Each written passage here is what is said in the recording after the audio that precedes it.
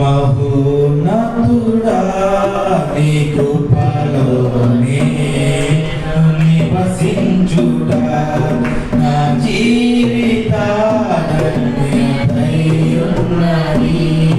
మహోన్నతుడా నీ కృపలోనే నివసించుట నా జీవితాలను నా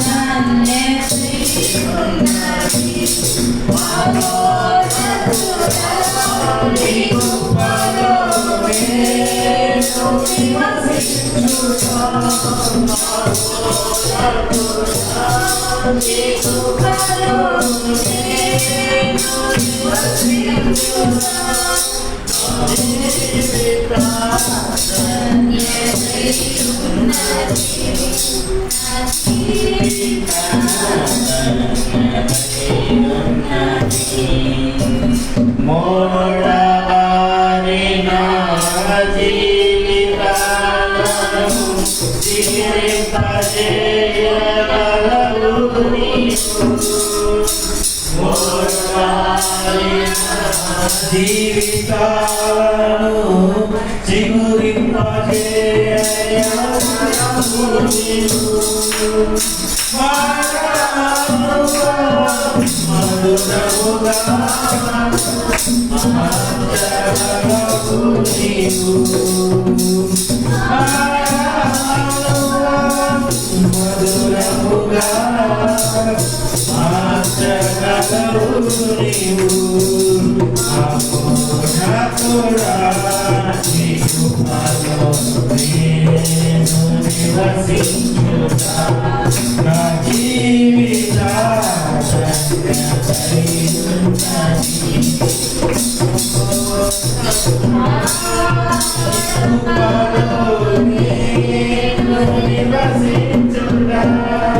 Amor,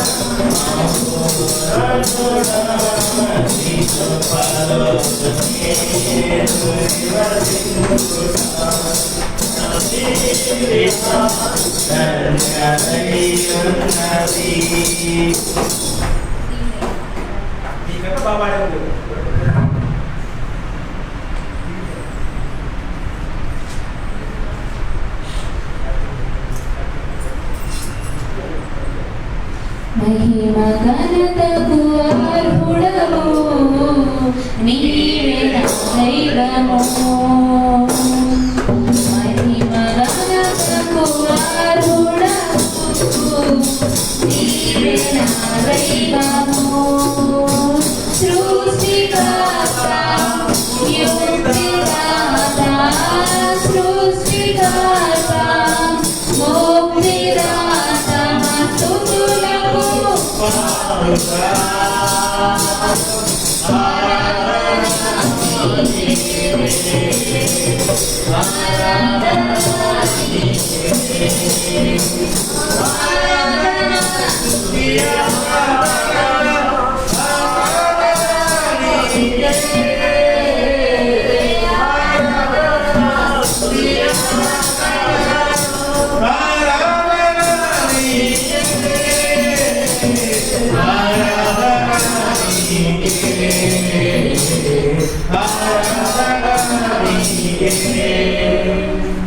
మన్నాను కురిపించినావు, పడనుండి నీవిచ్చినావు.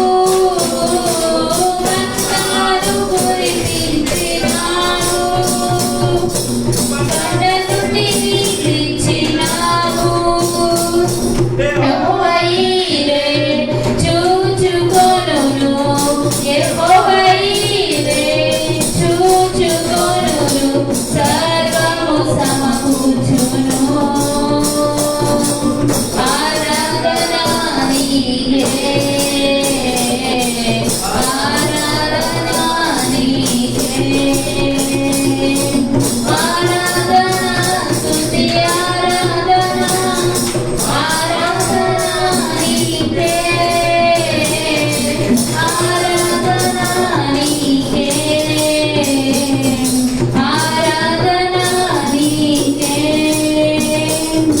వ్యాధులను తొలగించినావు, మృతులను మరి లేపినావు.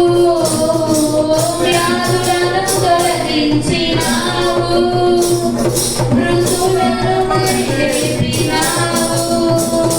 యెహోవా రాఫా స్వస్థపరచును, యెహోవా రాఫా స్వస్థపరచును, నన్ను స్వస్థపరచును.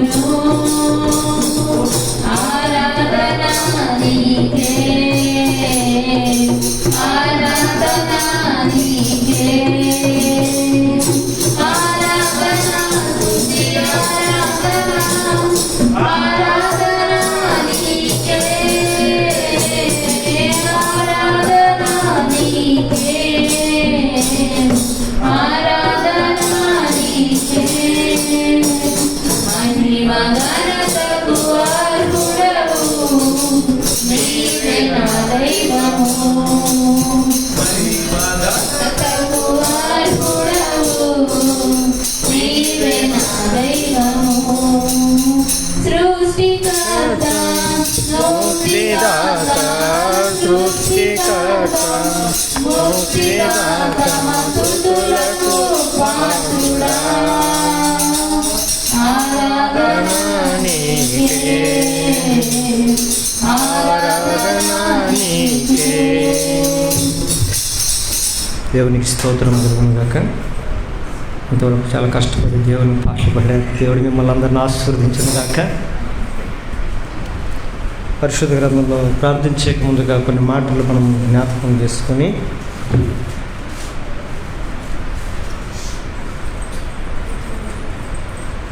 ప్రార్థించడానికి ముందుగా పరిశుద్ధ గ్రంథంలో నుంచి కొన్ని లేఖన వాక్యాలు మనం జ్ఞాపకం చేసుకుంటూ లూకా సువార్త 13వ అధ్యాయం.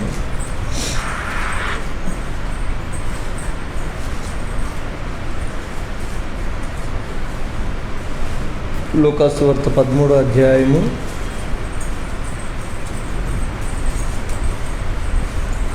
10వ వచనం నుంచి 13వ వచనాల వరకు కలిసి అందరం చదువుకుందాం.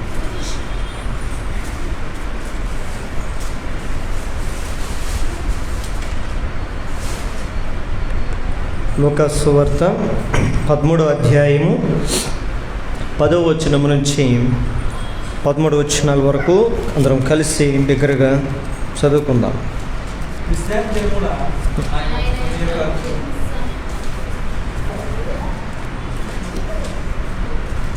చదవండి. విశ్రాంతి దినమున ఆయన యొక్క సమాజ మందిరంలో బోధించుతున్నప్పుడు 18 ఏళ్ల నుండి బలహీనపరచు దెయ్యము పట్టిన యొక్క స్త్రీ అచ్చట నుండెను. ఆమె నడుము వంగిపోయి ఎంత మాత్రమును చక్కగా నిలవబడలేకుండెను. యేసు ఆమెను చూచి రమ్మని పిలిచి, అమ్మా, నీ బలహీనతల నుండి విడుదల పొందుతున్నావని ఆమెతో చెప్పి ఆమె మీద చేతులుంచగానే ఆమె చక్కగా నిలవబడి దేవుణ్ణి మహిమపరచును. ఆమె దేవుణ్ణి మహిమపరచును. ప్రార్థన చేసుకుందాం. చిన్న ప్రార్థన చేసుకుందాం. మహాపరిశుద్ధుడా, మహోన్నతుడా, కృపా కనికరము కలిగినటువంటి మా తండ్రి, మీ ఘనమైన నామానికి స్తుతులు స్తోత్రం. ఆదివారం మీ ఆలయంలో మీ సన్నిధిలో ప్రకటించిన మీరు మంగళవారం సంఘముగా ప్రార్థించడానికి మీ శరీరంలోని భాగములుగా అంగములుగా ఈ రాత్రికాల నీ సన్నిధిని చేరి ప్రార్థనకు వచ్చిన మమ్మల్ని అందరినీ కూడా మీరు ఆస్వాదించండి, దీవించండి, పరిశుద్ధపరుస్తుండండి. ఆయన ప్రార్థించడానికి మేము ఏ వాక్యం ద్వారా పురుగొల్పబడాలో మీ నోటి మాట కొరకు మేము ఆశిస్తున్నాం, ఎదురు చూస్తున్నాం. సహాయము దయచేయండి, మాతో మాట్లాడుతున్నాను. నిలబడుతున్న దాస్ నన్ను నీ ఆత్మతో అభిషేకించండి. నీ స్వరమును తండ్రి, నీ వాక్కును నాయన మా నోటించండి. ఈ సిలువ చాటును మరుగుపరిచి నాయన నీ ఆత్మ అభిషేకంతో నీ పరిశుద్ధాత్మ శక్తిని నడిపింపు నాకు దయచేయమని యేసు నామమున ప్రార్థిస్తున్నాము తండ్రి. దేవునికి మహిమ కలుగును గాక. చదవబడినటువంటి మాట లూకా సువార్త 13వ అధ్యాయము 10వ వచనం నుంచి 13వ వచనం వరకు మనం చదువుతూ వచ్చాం. ఈ చదివిన మాటలు కూడా మనం చాలాసార్లు కూడా మనం ఈ విషయాలు బట్టి ధ్యానం చేస్తూ వచ్చాం, చదువుకుంటూ వచ్చాం. మనందరికీ సుపరిచితమైనటువంటి మాటలే.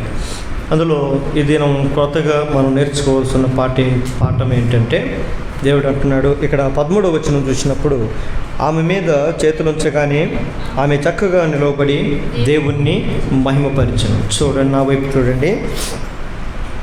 జీవము కలిగిన దేవుని మందిరం. దేవుడు ఈ భూమి మీద తన నివాసమని, నా నివాసమని, నా మందిరమని పిలుచుకునే ఒక ఉన్నతమైనటువంటి ఒక సంఘం దేవుని మందిరం. ఈ జీవం కలిగిన దేవుని మందిరంలో ఆయన మనసు ఉంటుంది, ఆయన కనుదృష్టి ఉంటుంది. ఎప్పుడు ఉంటుంది అని అంటే, ఎల్లప్పుడూ నా మనసు అక్కడ నిలిచి ఉంటుంది అంటాడు. అంత మాత్రమే కాదు, ఆ నిలిచి ఉండే మందిరాన్ని కట్టడానికి సొలొమోను ఎంతో ఖర్చు చేసి ఉన్నతంగా దేవాలయాన్ని కడతాడు, గొప్ప మందిరాన్ని కడతాడు. గొప్ప మందిరంను కట్టి ప్రార్థన చేస్తాడు. ఏమని అంటే, దేవా, ఇంత గొప్పగా కట్టినటువంటి ఈ ఆలయంలో, మానవుల యొక్క హస్తకృత్యములతో నిర్మించినటువంటి ఈ ఆలయంలో నీవు నివసించవని నేను ఎరుగుదును అని అన్నప్పుడు, మరి ఎందుకు కట్టావయ్యా అని దేవుడంటే అంటాడు, ఈ స్థలంలోనికి, ఈ ప్రదేశంలోనికి బాధింపబడిన వారైనా, బాధలో ఉన్నవారైనా, కన్నీళ్ళలో ఉన్నవారైనా, కష్టాల్లో ఉన్నవారైనా, రోగంలో ఉన్నవారైనా, ఏ సమస్యతో నిండిన వారైనా ఈ స్థలంలోనికి వచ్చినప్పుడు, వారు ప్రార్థించినప్పుడు నీవు కార్యం జరిగించడానికి కొరకు అని ప్రార్థిస్తాడు. దేవుడు దాన్ని మెచ్చుకుంటాడు. అదే రీతిగా నేను చేస్తానని కూడా మాటిస్తాడు. ఇప్పుడు ఉన్నతమైన విషయం ఏంటి అని అంటే, మనం నేర్చుకునే అంశం ఏంటి అంటే, దేవుని మందిరములో అనగా జీవము కలిగిన దేవుని మందిరములో ప్రతి ఒక్కరూ కూడా దేవునికి మహిమకరంగా ఉండాలనేది దేవుని యొక్క ఆశ. ఒకరోజు యేసు ప్రభు వాక్యం చెప్పడానికి ఒక మందిరానికి వెళ్ళాడు. ఆ మందిరంలో యేసు ప్రభుని ఎంతో ప్రేమగా ఆహ్వానించారు. ఈరోజు మా మందిరానికి వచ్చి వాక్యం చెబుతూ రండి అని గౌరవంతో దేవుణ్ణి ఆహ్వానిస్తే యేసు ప్రభు ఆ రోజు ఆ చర్చికి వెళ్ళి వాక్యం చెప్పడానికి వెళ్తాడు. యేసు ప్రభు ఆ చర్చిలోకి వెళ్ళి వాక్యం చెప్పటానికి ముందుగా అక్కడ ఆ మందిరంలో ఒక పక్కన కూర్చొని ఆ మందిరాన్ని అంతా గమనిస్తున్నాడు. ఆ మందిరంలోని పరిస్థితులు, ఆ మందిరంలో యొక్క క్రమాన్ని, ఆ మందిరంలో యొక్క నియమాలను అన్నిటిని కూడా క్షుణ్ణంగా పరిశీలిస్తున్నాడు. ఆరంభం నుంచి ముగిసేంతవరకు కూడా దేవుడు చాలా శ్రద్ధగా దాన్ని చూస్తున్నాడు. కానీ ఆరంభంలో దేవుడు మొట్టమొదటిగా దేవుడి మందిరంలో కూర్చున్న తర్వాత దేవుని మందిరంలో అందరూ దేవునికి పాటలు పాడడం ఆరంభించారు. పాటలు పాడడానికి ఆరంభించి ఏ చర్చలైనా ఏం చేస్తారు స్టార్టింగ్? ఇప్పుడు మీరు పాడారు కదా, అట్ట తప్ప పాట వేరే రకం పాడతారు, కానీ పాడడానికి స్టార్ట్ చేశారు. వాళ్ళు మ్యూజిక్స్, డ్రమ్స్ అన్నీ ఉంటాయి కదా, మనకంటే ఏమీ లేవు. కానీ ఆ మందిరంలో అన్ని రకాల ఇన్స్ట్రుమెంట్స్ ఉన్నాయంట. ఏ మందిరంలో? యేసుప్రభు వెళ్ళిన మందిరంలో సన్నతంతులు, సితార్లు ఉన్నాయి, డ్రమ్స్ ఉన్నాయి, పియానో ఉంది, గిటార్లు ఉన్నాయి. అన్ని రకాల వాయిద్యములతో దేవుని మందిరంలో వాద్య గోష్ఠితో మారుమోగుతుంది. దేవుడు వాటన్నిటిని గమనిస్తున్నాడు, చూస్తూ ఉన్నాడు. చాలా సంతోషం అనిపించింది. ఆ దేవుణ్ణి మహిమపరిచే ఆ విధానంలో అందరూ కూడా దేవుని ఉన్నతంగా గణపరచడానికి తీర్మానం చేసుకున్నారు. ఆ మందిరంలో దేవుడు అందరిని గమనిస్తున్నప్పుడు అందరూ సంతోషంగా ఉన్నారు, అందరూ ఆనందంగా ఉన్నారు, అంత హ్యాపీగా ఉంటున్నారు. కానీ ఆ మందిరంలో ఎక్కడో ఒక పక్క ఒక లేడీస్, ఒక ఆమె ఉన్నదంట. దేవుడు అందరిని గమనించి ఆమె దగ్గరకు వచ్చేళ్ళకి ఆయన చూపు ఆగిపోయింది. ఎంతో సంతోషంతో ఉన్నారు అందరూ ఆత్మతో పరవశించి ప్రభువుని ఆరాధిస్తున్నారు, ప్రభువుని గణపరుస్తున్నారు. అంతమందిలో దేవుడు ప్రత్యేకంగా ఒక స్త్రీని చూసినప్పుడు మాత్రం ఆయన చూపు ఆమె మీద అలాగే నిలిచిపోయింది. కారణం ఏంటయ్యా అంటే ఆమె అందరిలాగా సంతోషంగా లేదు, మందిరంలో అందరిలాగా ఆనందించట్లేదు. దేవుని మందిరంలో, దేవుని మందిరానికి ఎందుకు వస్తారు అని అంటే ప్రభువుతో ఉన్నతమైనటువంటి సంతోషాన్ని పొందుకోవటానికి దేవుని మందిరానికి వస్తారు. తమ బాధలు చెప్పుకోవటానికి, తమ కష్టాలు చెప్పుకోవటానికి, తమ మనసులో ఉన్న వేదనలన్నీ తెలియజెప్పటానికి వస్తారు. వచ్చిన వారు ఎలా వెళ్తారంటే ఇక్కడ మనం ఈరోజు ఈ దేవుని మందిరంలోకి వస్తే మన కష్టాలన్నీ కూడా, మన పరిస్థితులన్నీ కూడా దేవునికి అప్పచెప్పగలిగితే అవన్నీ ఆయన తీసుకుంటాడు. మన జీవితాలకి మెండైన సంతోషం, సమాధానం, నెమ్మది ఆయన మనకు ఇస్తాడని ఒక సంపూర్ణమైన నమ్మకం వాళ్ళకుంది.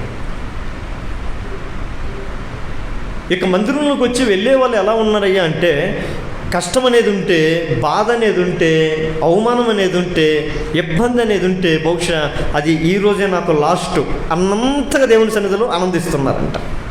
రేపు ఇంకా మన కష్టాలు పోతాయంటే ఈరోజు ఎట్లా ఉంటాం మనం?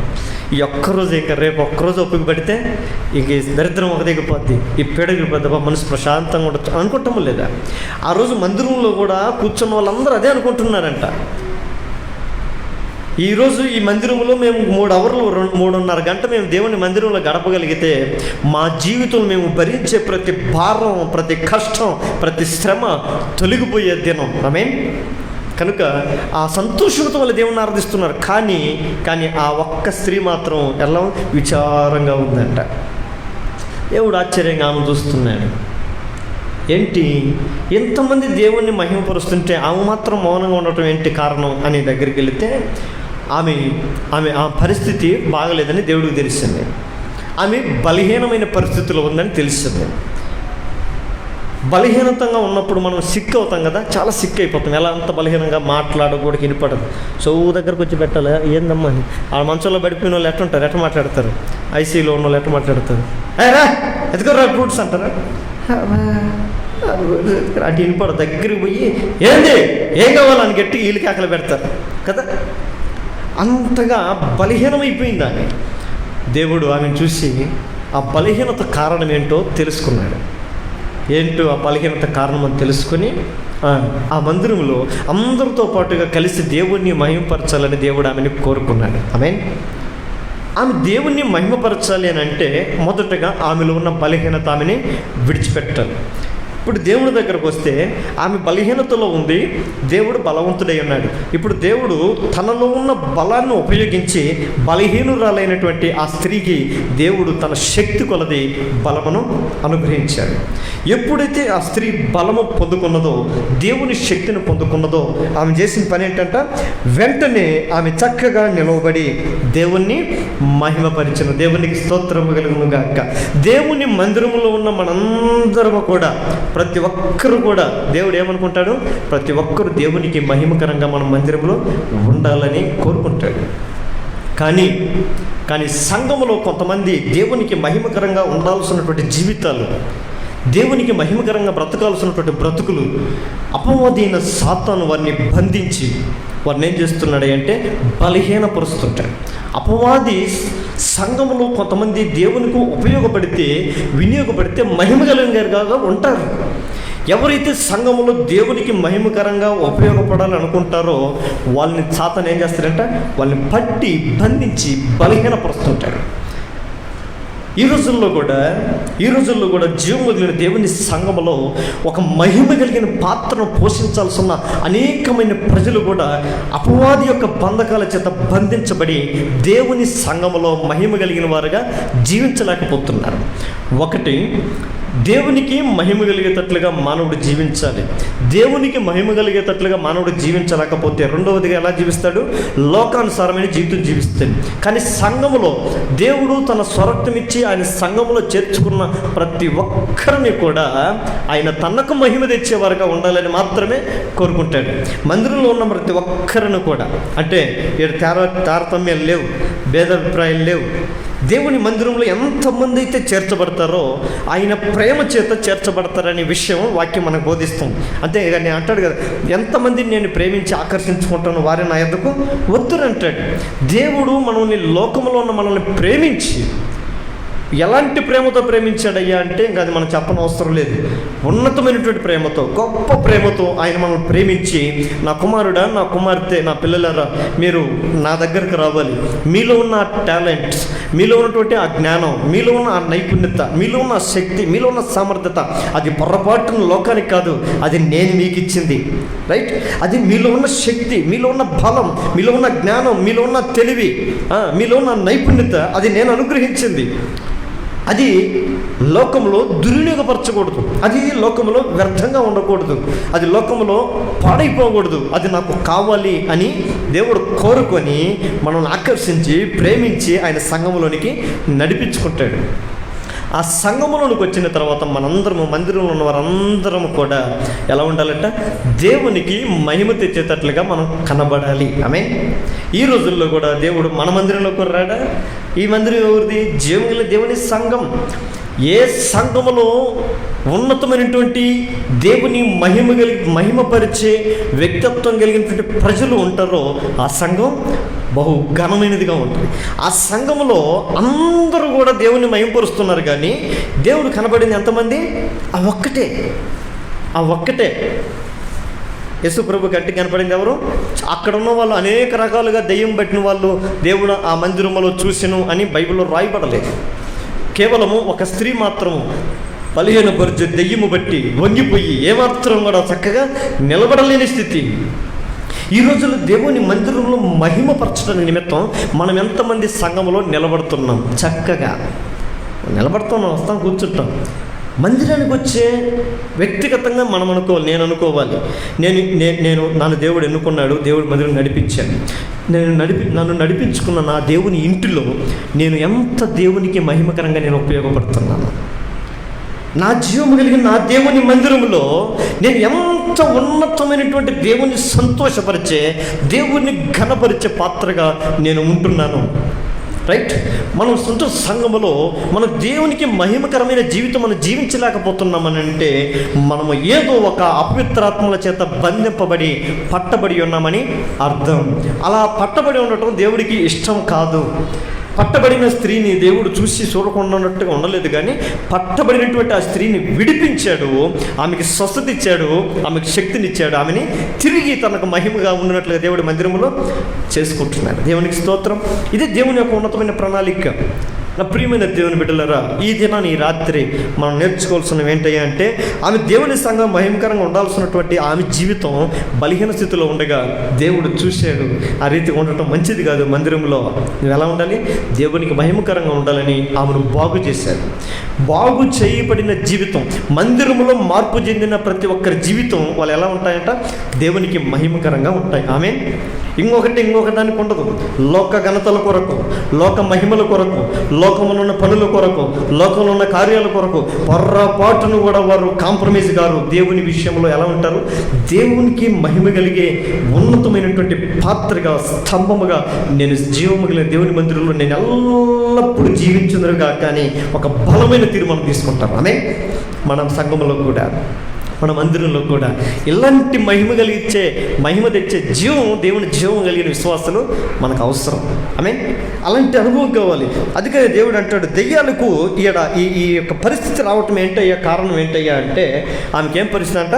బలహీనపరుచు దెయ్యము పట్టి. చూడండి అమ్మాయి 11 వచ్చి నుంచి 18 ఏళ్ళ నుండి బలహీనపరుచు దెయ్యం పట్టిన యొక్క స్త్రీ అచ్చట ఉండిను. ఈమెకి ఎక్కడి నుంచి ఉందయ్యా అంటే 18 ఏళ్ళ నుండి 18 years నుంచి ఆమె బలహీనపరుచు దెయ్యంతో పట్టుబడి ఉంది. అంటే 18 సంవత్సరాల నుంచి దేవునికి మహిమకరంగా ఆమె సంఘములో లేదు, దేవుని మందిరంలో లేదు. ఈ రోజుల్లో కూడా మనం జ్ఞాపకం చేసుకోవాల్సింది, నేను వెళ్తున్న నా మందిరంలో, నేను వెళ్తున్న నా దేవుని మందిరంలో నేను ఎన్ని సంవత్సరాల నుంచి చెప్తున్నాను. ఈ సంవత్సరంలో నేను దేవుని మహిమ కొరకు నేను ఏ కార్యాలు చేశాను, ఎలాంటి ఉన్నతమైనటువంటి కార్యాలు చేశాను. దేవుడు నాకు ఇచ్చిన జ్ఞానాన్ని, దేవుడు నాకు ఇచ్చిన శక్తిని, దేవుడు నాకు ఇచ్చిన బలాన్ని నేను ఎంతవరకు నా మందిరంలో నేను సద్వినియోగపరిచాను, రైట్ అని జ్ఞాపకం చేసుకోవాలి. ఆ రీతిగా మనం దేవుని మందిరంలో బలహీనులుగా మనం ఉంటున్నామనంటే, దేవునికి మహిమకరంగా మనం జీవించలేకపోతున్నామంటే, మనం ఏదో అనుకోవచ్చు, సేవకుడు నన్ను వాడుకోవట్లేదు, సంఘంలో నన్ను ఎవరు గుర్తించట్లేదు, నన్ను పట్టించుకోవట్లేదు అని కాదు. దేవుడు మనల్ని ఎదుట ద్వారం తీసాడంటే దాన్ని మూయట ఎవరి తరము కాదంట. అవుతుందా? దేవుడు మన ఎదుట ద్వారం ఎదుట తెరిచి ఉన్నాను, ఎవడు దానిని మూయవేలేడు. దావీదుకు దేవుడు ద్వారం తెరిచాడు, నువ్వు అంతఃపురం వెళ్ళాలి, యెరూషలేముకి వెళ్ళి నువ్వు రాజ్యం చేయాలి అని. దావీదుకు రాజు అవ్వటానికి ద్వారం తెరిస్తే, సౌలు ఆపడానికి ఆ దేశానికి రాజుగా, ఆ దేశంలో సర్వాధికారం కలిగి ఉంది, సైన్య బలం ఉంది, సంఖ్య బలం ఉంది, అధికారం ఉంది, బలం ఉంది, అన్నీ ఉంది. కానీ దావీదును ఆపగలిగాడా? ఆయన శక్తి చేత ఆయనే నశించిపోయాడు. ఈరోజు దేవుని మందిరములో మనందరం ఒక బలమైన తీర్మానం తీసుకోవాలి. ఏంటో తెలుసా?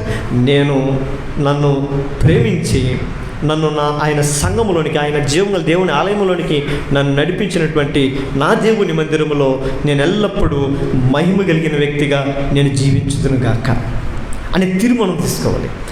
ఆ మహిమ కలిగిన జీవితంతో మనం జీవిస్తున్నప్పుడు, దేవునికి మహిమ కలిగిస్తుంటే ఆయన ఎంతగానో సంతోషిస్తాడు కదా. మనం ఆయన గణపరుస్తున్నాం, అందుకని నన్ను గణపరచువారిని నేను గణపరుస్తాను. మనం దేవునికి ఏ ఘనత ఇవ్వము, కానీ మన మందిరం మనం ఏం కోరుకుంటాము? ఘనతలు కోరుకుంటాం, స్థానాలు కోరుకుంటాం. దేవునికి మనం ఎంత ఘనత ఇస్తున్నాం, దేవునికి మనం ఎంత గౌరవిస్తున్నాం, దేవునికి మనం ఎంత ప్రాధాన్యత ఇస్తున్నాం, దేవుని ఆలయానికి మనం ఎంత స్థానం ఇస్తున్నాం, అవన్నీ జీరో ఉంటాయి. కానీ సంఘములో మనకేం కావాలి? అత్యున్నతమైన స్థానాలు కావాలి. నన్ను అందరూ గుర్తించాలి, నన్ను అందరూ పలకరించాలి, నాకంటూ ఒక ప్రత్యేకమైన స్థానం ఉండాలి అనే భావనలు సంఘంలో ఈ రోజుల్లో ఆరంభించబడ్డాయి. నా ప్రియమైన దేవుని బిడ్డలారా, సంఘంలో మనం గణపరచుకోవటం కాదు, మనం సంఘంలో ప్రభువుని గణపరచుకుంటూ ఉంటే ప్రభువే మనల్ని ఒకరోజు ఖచ్చితంగా గణపరుస్తాడు. దేవునికి స్తోత్రం. దావీదుని అన్ని పరిస్థితుల నుంచి, అన్ని సమస్యల నుంచి విడిపించి, ఏ వ్యక్తి కూడా తను ఆపడానికి వీలు లేనంత బలమైన తన హస్తంతో నడిపించుకొని వెళ్ళి ఇశ్రాయేలు మీద, యెరూషలేము మీద పట్టాభిషేక్తుడి సింహాసనం మీద దేవుడు అతన్ని కూర్చోబెట్టాడు. దేవునికి స్తోత్రం. ఎందుకని? దెయ్యాలుకి సమస్తమైనటువంటి కార్యాలు తెలుసు అంట. ఈ రోజుల్లో మనం పరిశుద్ధ గ్రంథంలో చూస్తే అపోస్తల కార్యములు 19వ అధ్యాయం 15వ వచనం కానీ, లోకాసువార్త 4వ అధ్యాయం కానీ, అక్కడ కొన్ని మాటలు ఉంటాయి.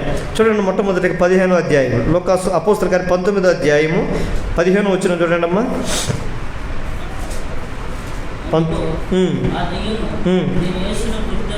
చాలు చూడండి, ఇక్కడ ఒక దెయ్యాలకి ఏమి తెలుసు అని అంటే, దెయ్యాలకి ఏం తెలుసు అంట? యేసు ప్రభువు బాగా తెలుసు అంట. మనకి ఎంతమందికి తెలిసేసంటే ఎంతమందికి తెలుసు యేసు అంటే? యేసు పేరు తెలుసు, యేసు ఎలాంటి వాడు మనకు తెలియదు. దెయ్యాలకు యేసు అనే పేరు కాదు, యేసు ఉన్నటువంటి శక్తి తెలుసు, యేసులో ఉన్న బలము తెలుసు, యేసులో ఉన్న ప్రత్యేకత తెలుసు, యేసు క్రీస్తులో ఉన్నటువంటి ఉన్నతమైన ప్రభావం, మహిమ కార్యాలు ఆ దెయ్యాలకి తెలుసు. ఈ రోజుల్లో చాలామందికి యేసు ప్రభు తెలుసు, కానీ యేసు ప్రభు ఎలాంటి వాడో తెలియట్లే. ఈ దెయ్యాలకి యేసుప్రభు అంటే తెలిసిన తర్వాత ఎలా ఉన్నాయి అంటే, యేసుప్రభుకి దెయ్యాలని తెలిసిన తర్వాత, యేసుప్రభుని దెయ్యాలకు తెలిసిన తర్వాత, యేసుప్రభు ఎక్కడైతే ఎదురుపడ్డాడో అక్కడ ఏం చేస్తున్నాయంట? భయపడుతున్నాయంట. రైట్? ఏం చేస్తున్నాయి? దెయ్యాలు దేవునికి భయపడుతున్నాయంట. ఈరోజు యేసుప్రభుని తెలిసిన మనం ఎంతమంది దేవునికి భయపడుతున్నాం? ఎంతమంది దేవునికి మనం భయపడే పరిస్థితులు మనలో ఉన్నాయి? దేవునికి భయం అంటే ఏంటి? దేవుని భయం ఎలా వస్తుంది?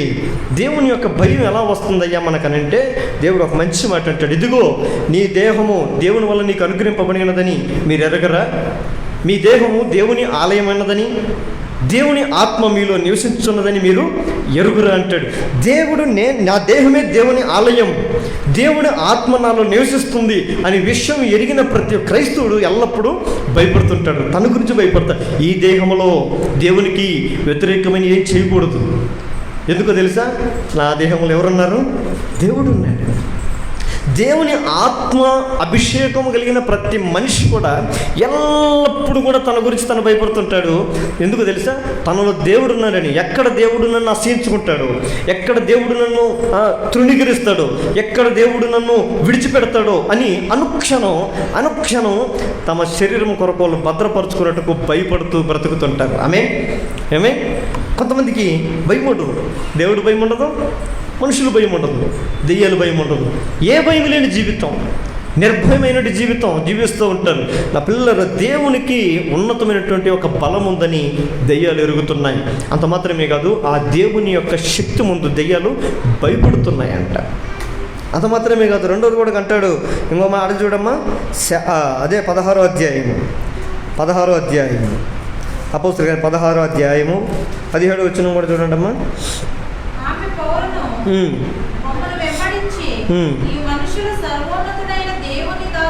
చూడండి, దెయ్యాలంటే రెండవదిగా దేవుని సేవకులను కూడా గుర్తిరుగుతున్నాయంట.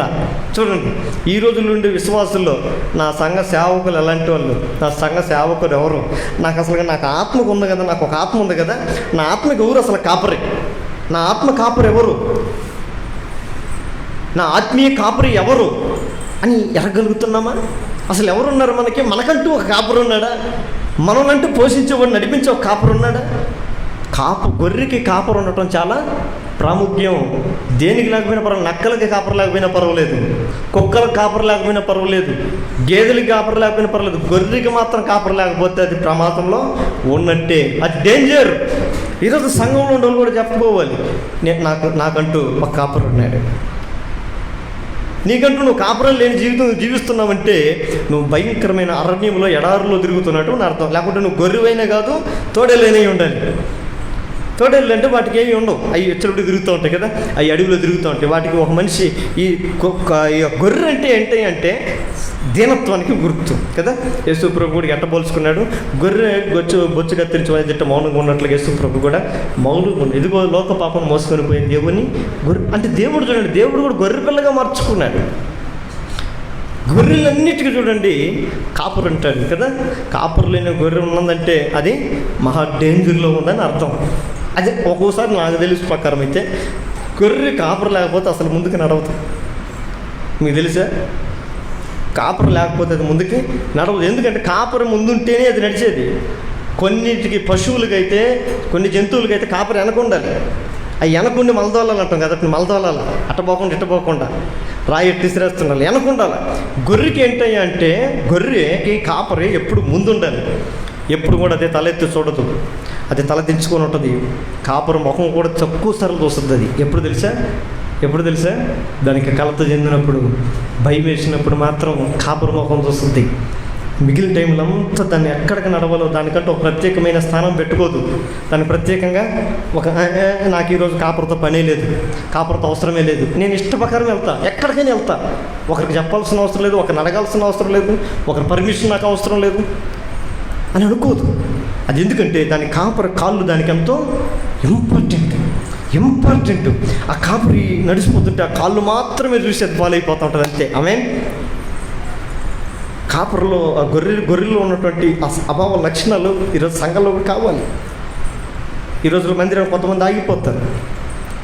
ఆ రోజు ఎవరన్నా వచ్చి మీ మందిరానికి ఇంతేనా అని అడుగుతారు ఎవరైనా. లేదయ్యా ఇంకా కొంతమంది రాలేదు ఈరోజు అంటే. అవును, ఎక్కడికి వెళ్ళారంటే పాస్టర్కి తెలియదు. ఆ గొర్రెలు ఇక్కడ పర్మిషన్ తీసుకున్నాను, ఆ ఇష్ట ప్రకారం వెళ్ళిపోతూ ఉంటాయి, ఆ ఇష్ట ప్రకారం తిరుగుతూ ఉంటాయి. ఈ పాస్టర్కి ఏం తెలుసుద్దా? ఈ కాపరి సంరక్షణలో లేని గొర్రెలు ఇవి. రైట్? కాపరి సంరక్షణలో లేని గొర్రెలు పొరపాటును కూడా కాపరిని పలానే పరిస్థితి వచ్చినప్పుడు, పలానా సమస్య వచ్చినప్పుడు విమర్శించడానికి ఏమాత్రం రైట్స్ వాటికి లేదు. ఎందుకంటే కాపరి సంరక్షణలో లేని గొర్రెలు అవి. ఒక కాపరి కింద బ్రతకడానికి ఇష్టం లేని గొర్రెలు అవి. ఒక కాపరి కింద బ్రతకడానికి తమ జీవితాన్ని నడిపించుకోవడానికి ఇష్టం లేని జీవులవి.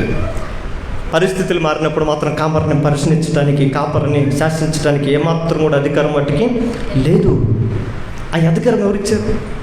ఎట్లా వస్తుంది వాటికి అధికారం? అది తప్పు. మంచి కాపు గొర్రెలుగా సైతం చూడండి, దెయ్యాలు అంటాం కదా, దెయ్యాలకి ఏం తెలుసు అంట? యేసు నేను ఎరుగుదుననేది దేవుడు తెలుసు.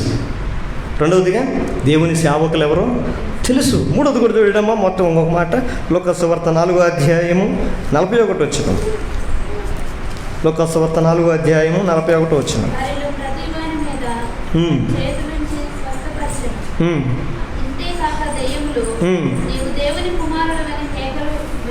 దేవుని కుమారుడు అని కేకలిస్తున్న యేసు ప్రభు మనిషి కుమారుడు ఈ లోకంలో ఉన్నప్పుడు ఏం చేస్తున్నాయట దెయ్యాలు?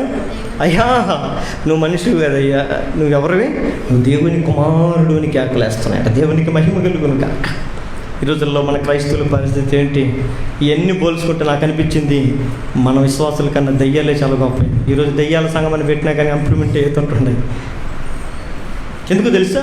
వాటికి దేవుడు తెలుసు, దేవుని సేవకులు తెలుసు, దేవుని బలం తెలుసు, దేవుని ప్రభావం తెలుసు.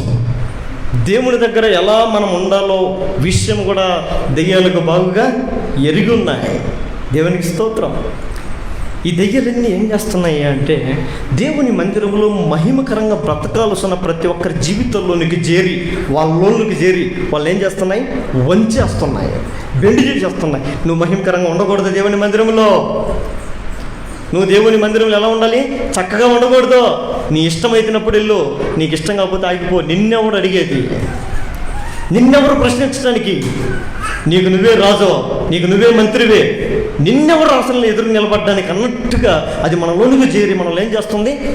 వంచేస్తుంది. ఈ దెయ్యాలు చేసే పనులు ఏంటి? ఇప్పుడు మనం అనేది అనుకో, మీకు ఎవరికి ఎంతమంది దెయ్యాలు పట్టిన చేతులు ఎత్తంటే ఎత్తుతారా? పొరపాటున ఎత్తరు కదా, ఎత్తరు మీరు. కానీ నేను చెప్తా, దెయ్యాలు మనలో ఉన్నాయంటే మనం ఎలా ఉంటాం? ఇప్పుడు పరీక్షించుకోవాలి, మంచిది కదా. షుగర్ టెస్ట్ చేయించుకుంటాం, మన షుగర్ ఎంత ఉందని. కొలెస్ట్రాల్ టెస్ట్ చేయించుకుంటాం, మన కొలెస్ట్రాల్ ఎక్కువ పెరిగితే ఏమవుతుంది? ప్రమాదం, హార్ట్ అటాక్ వచ్చి చచ్చిపోతాం. కొలెస్ట్రాల్ నిర్లక్ష్యం చేయడం మహాప్రమాదం. షుగరు, బీపీ ఐదు అవ్వలేకపోతే ఏమైపోతుందంటే బ్రెయిన్ స్ట్రోక్ వచ్చేస్తుందంట. బ్రెయిన్ స్ట్రోక్ కొడితే ప్రమాదం. ఈ రోజుల్లో మనిషిలో ఉండాల్సిన మోతాదుకి ఎక్కువగానే పెరిగితే మనిషి ప్రాణానికి ప్రమాదం ఉంది. మనలో కూడా మనం దేవునికి మహిమకరంగా మనం జీవిస్తున్నామా లేదా అనేది అప్పుడప్పుడు మనం పరీక్షించుకోవాలి. నేను దేవుని సంఘములో, దేవుని మందిరములో నా జీవితం ఎలా ఉంది? నా ద్వారా దేవునికి మహిమ వస్తుందా లేదా సంఘంలో? నెంబర్ 1. లేకపోతే దేవుడు చూసి ఇష్టపడేవాడు కాదు. వెంటనే ఆమె దగ్గరికి వెళ్ళి ఏం చేశాడు? ఆమెను ముట్టి బాగు చేశాడు. ఆమె బాగు చేస్తాడు. మనం చూసి విడిచిపెట్టేవాడు కాదు. పదపో నీ బతికింతే ఇంక నువ్వు చచ్చిందాక ఇంతే ఉంటావు, నువ్వు అనవసరం అని అంట దేవుడు. అందరూ ఆయనకి కావాలి. ఆమె దేవుని మందిరంలో అందరూ ఆయనకి కావాలి. అందరిని ఆయన బాగు చేస్తాడు. అందరూ చూస్తే మాత్రం ఆ ఒక్కట మాత్రం వంగిపోయింది. ఆమె గూని వేసుకున్నాడు. ఆమె ఎందుకు వంగిపోయి ఉండాలని చెప్పి ఆమె చక్కగా చేసుకున్నాడు. అయితే దేవుడు వేరే రకంగా వచ్చాడు. ఇంతమంది మందిలో నువ్వెందుకమ్మా దరిద్రంలాగా దాపరిచ్చావేడా? గెట్ అవుట్ అన్నాడా? పోయి అన్నాడా? నువ్వు సొట్ట ముఖం వేసుకొని, నువ్వు పనికిమాలిన ముఖం వేసుకొని ఎక్కడ కూర్చోను, గెట్ అవుట్ పో బయటికి అని తరిమేసాడా? అందులో ఆమె ఏం చేశాడు? ఎంతమందిలో ఈమె కూడా ఏం కావాలి? నన్ను మహిమపరిచే పాత్రగా ఉండాలని ఆశపడ్డాడు. దేవునికి మహిమ కలుగును గాక. దేవునికి స్తోత్రం. ఈ రాత్రి దెయ్యాలు మనుషుల్ని ఏం చేస్తున్నాయంటే మహిమకరంగా మనుషుల్ని బ్రతకనీయట్లేదు. అలాంటి దెయ్యాలు ఒకవేళ మనలో ఉన్నాయేమో. మనకెట్ట మనం ఈ దెయ్యాలు టెస్ట్ చెప్పి అన్ని టెస్టులు ఉన్నాయి, కానీ దెయ్యం ఉందా లేదా టెస్ట్ చెప్పుకోవాలంటే ఎక్కడ ఇంకా స్టార్ట్ చేయలే. అది స్టార్ట్ చేసిన మందిరం ఒకటే, దేవుని మందిరం ఒకటే. దెయ్యం ఉందా లేదా తెలుసుకునే స్థలం ఏదన్నా ఉందంటే అది దేవుని మందిరమే. చూద్దామా, ఈ రోజుల్లో సంఘాల్లో కొంతమందిని దెయ్యాలు బంధించి దేవుని మహిమకరంగా బ్రతకనిట్లే. నెంబర్ 1, దెయ్యాలు ఏం చేస్తాయి చూడండి. అపోస్తుల కార్యం 16వ అధ్యాయము 16వ వచనం. అపోస్తుల కార్యం 16వ అధ్యాయం 16వ వచనం త్వరగా చదివి ముగిద్దాం.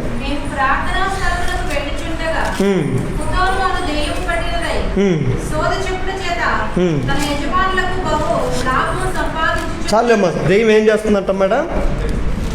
ఫస్ట్ అర్థమైతే చదవాలమ్మా, ముక్కలు తెగొట్టి సిరియకూడదు.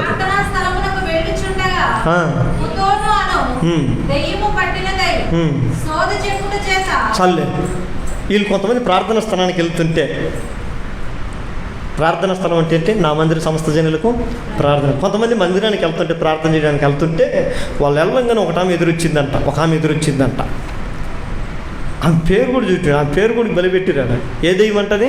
పుతోను అనే దెయ్యం పెట్టిన ఒక స్త్రీ మాకు ఎదురుగా వచ్చింది. మొట్టమొదటిగా పుతోను అనే దెయ్యం పట్టిన స్త్రీ అంటే, దెయ్యం పట్టిన వారు దెయ్యాలు ఎలాంటి పనులు చేస్తాయి, దెయ్యాలు పట్టిన వాళ్ళు ఎలాంటి పనులు చేస్తారు తెలుసుకుందాం మనం కూడా.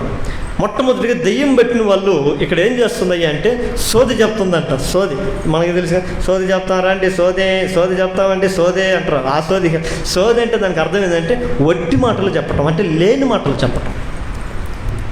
నాలో భక్తి ఉందని, నాలో ప్రార్థన జీవితం ఉందని, నాలో పరిశుద్ధత ఉందని, నాలో పవిత్రత ఉందని చెప్పుకుంటాం, కానీ మనలో ఏముండదు. దాన్నే సోది అంటాం. పొరా నీ సోది ఎవడికి కావాలంట చూడు. ఒకసారి చెప్తుంది దానికి మనకాడికి వచ్చి, మా ఊర్లో నాకు అంత ఉంది, మా ఊర్లో ఎంత ఉంది, నా ఊర్లో ఇంత పొడుగు ఉంది, ఎంత ఉంది, అంత ఉందని చెప్తుంది అనుకో. అవునా అని 10 మంది మన బొట్టలు అడుగు కూర్చొని అంటాం. ఆ ఊర్లో ఒకటి వచ్చింది పక్కన, వాడిని అడుగుతాం మనం పోయి. వాడు వెళ్ళిపోయిన తర్వాత, ఏరా నిజం కూడా చెప్పిన నిజమైన వాడి సోది మీరు చెప్తా, వాడు సోది చెప్తాను మీకు అని. ఆడేమీ లేదు. రైట్. దెయ్యములు మొదటగా మనలో ఉన్నాయి అనడానికి అర్థం ఏంటంటే, మనలో దేవుడు కోరుకున్నది ఏది కూడా మనలో ఉండదు, కానీ ఉన్నదన్నట్లుగా దాన్ని ఏం చేస్తాం, చెప్పుకుంటూ ఉంటాం సమాజానికి. ఈ రోజుల్లో మందిరంలో కూడా కొంతమంది మనం గమనించుకోవాలి. ఎవరిలో ఏ బలహీనత ఉంది, వాళ్ళని నశించుకోమని కాదు, వాళ్ళు త్రోసివేయమని కాదు, వాళ్ళ దెయ్యం ఉందని వాళ్ళకి భయపడమని కాదు. దేవుడు ప్రేమించినట్లుగా వాళ్ళని మనం కూడా ప్రేమించాలి. దేవుడు వాళ్ళని ప్రేమించాడు. 18 ఏళ్ళ నుండి దెయ్యం బట్టి వంగిపోయి ఏమాత్రం కూడా లేవలేని స్త్రీని దేవుడు ప్రేమించి దగ్గరికి వెళ్ళి ఆమెను ముట్టి బాగు చేశాడు. ఈ రోజుల్లో మందిరంలో కూడా భక్తి లేని వారు, శక్తి లేని వారు, బలం లేని వారు చాలామందిని కూడా మనం గమనిస్తున్నాం. మనం ఏం చేయాలి? వాళ్ళ దగ్గరికి వెళ్ళి చెప్పాలి, అమ్మ భక్తి అంటే ఇది కాదు. దేవుని శక్తి, దేవుని మాటలు. పరలోక రాజ్యం గురించి దేవుడు ఒక మాట అంటాడు, దేవుని రాజ్యము మాటలతో కాదు శక్తితోనే ఉంది అంటాడు. ఎట్లా ఉంటుందంటే శక్తి. మాట చెప్పినంత ఈజీ కాదు. నేనేమన్నా మందిరం పరిచర్య చేస్తా అని అన్నంత ఈజీ కాదు. పని చేయడానికి వస్తే ఎన్ని ఎదురొచ్చినా కానీ నిలబడే దమ్ము, శక్తి ఉండాలి అంతే. అది లేనోడు దెయ్యం పట్టినోడే. రైట్. ఆ శక్తి కావాలి. అందుకని అపోస్తలుడైన పౌలు అంటాడు, ఇదిగో మీకు పైకి భక్తి కలిగిన వరై ఉండి శక్తి లేని వరై ఉంటే ఆ వ్యక్తి వ్యర్థమే. నేను భక్తి కలిగిన వాడని చెప్పుకొని వట్టి మాటలు గట్టి పెట్టి కట్టు మేలు దలబెట్టబోయి అనేది పాట పాడుతూ ఉంచాడండి. మనం వట్టి మాటలు కాదు కావాల్సింది, ఇక్కడ నిలబడి చెప్పామా, తీర్మానం చేసుకున్నామా, దానిలో మనం నిలిచి ఉండాలి. దేవునికి మహిమ కలుగును గాక. మాట ఒకటి, జీవితం ఒకటి కాదు. దెయ్యాలు ఏం చెప్తాయంట? సోది చెప్తాయంట. ఎవరికి? వాడు బతుకోడికి తెలియదు. ఇప్పుడు మనం చెప్తా ఉంటాం, సోదరులు చెప్పేవాళ్ళు గడిపెట్టాం.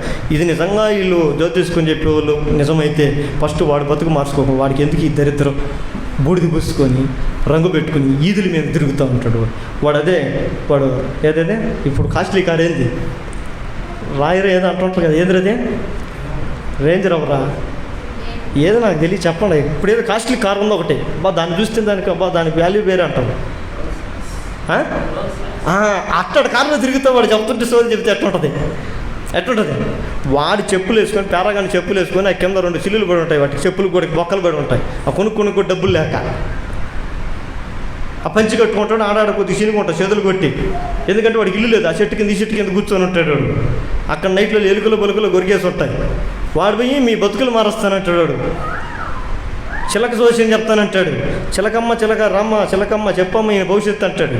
వాడు భవిష్యత్తు అడుక్కుని వాడు ఎప్పుడో మారిపోయి ఉండేవాడు. వాడు బ్రతికి ఎప్పుడో మార్చుకుని ఉండేవాడు కదా.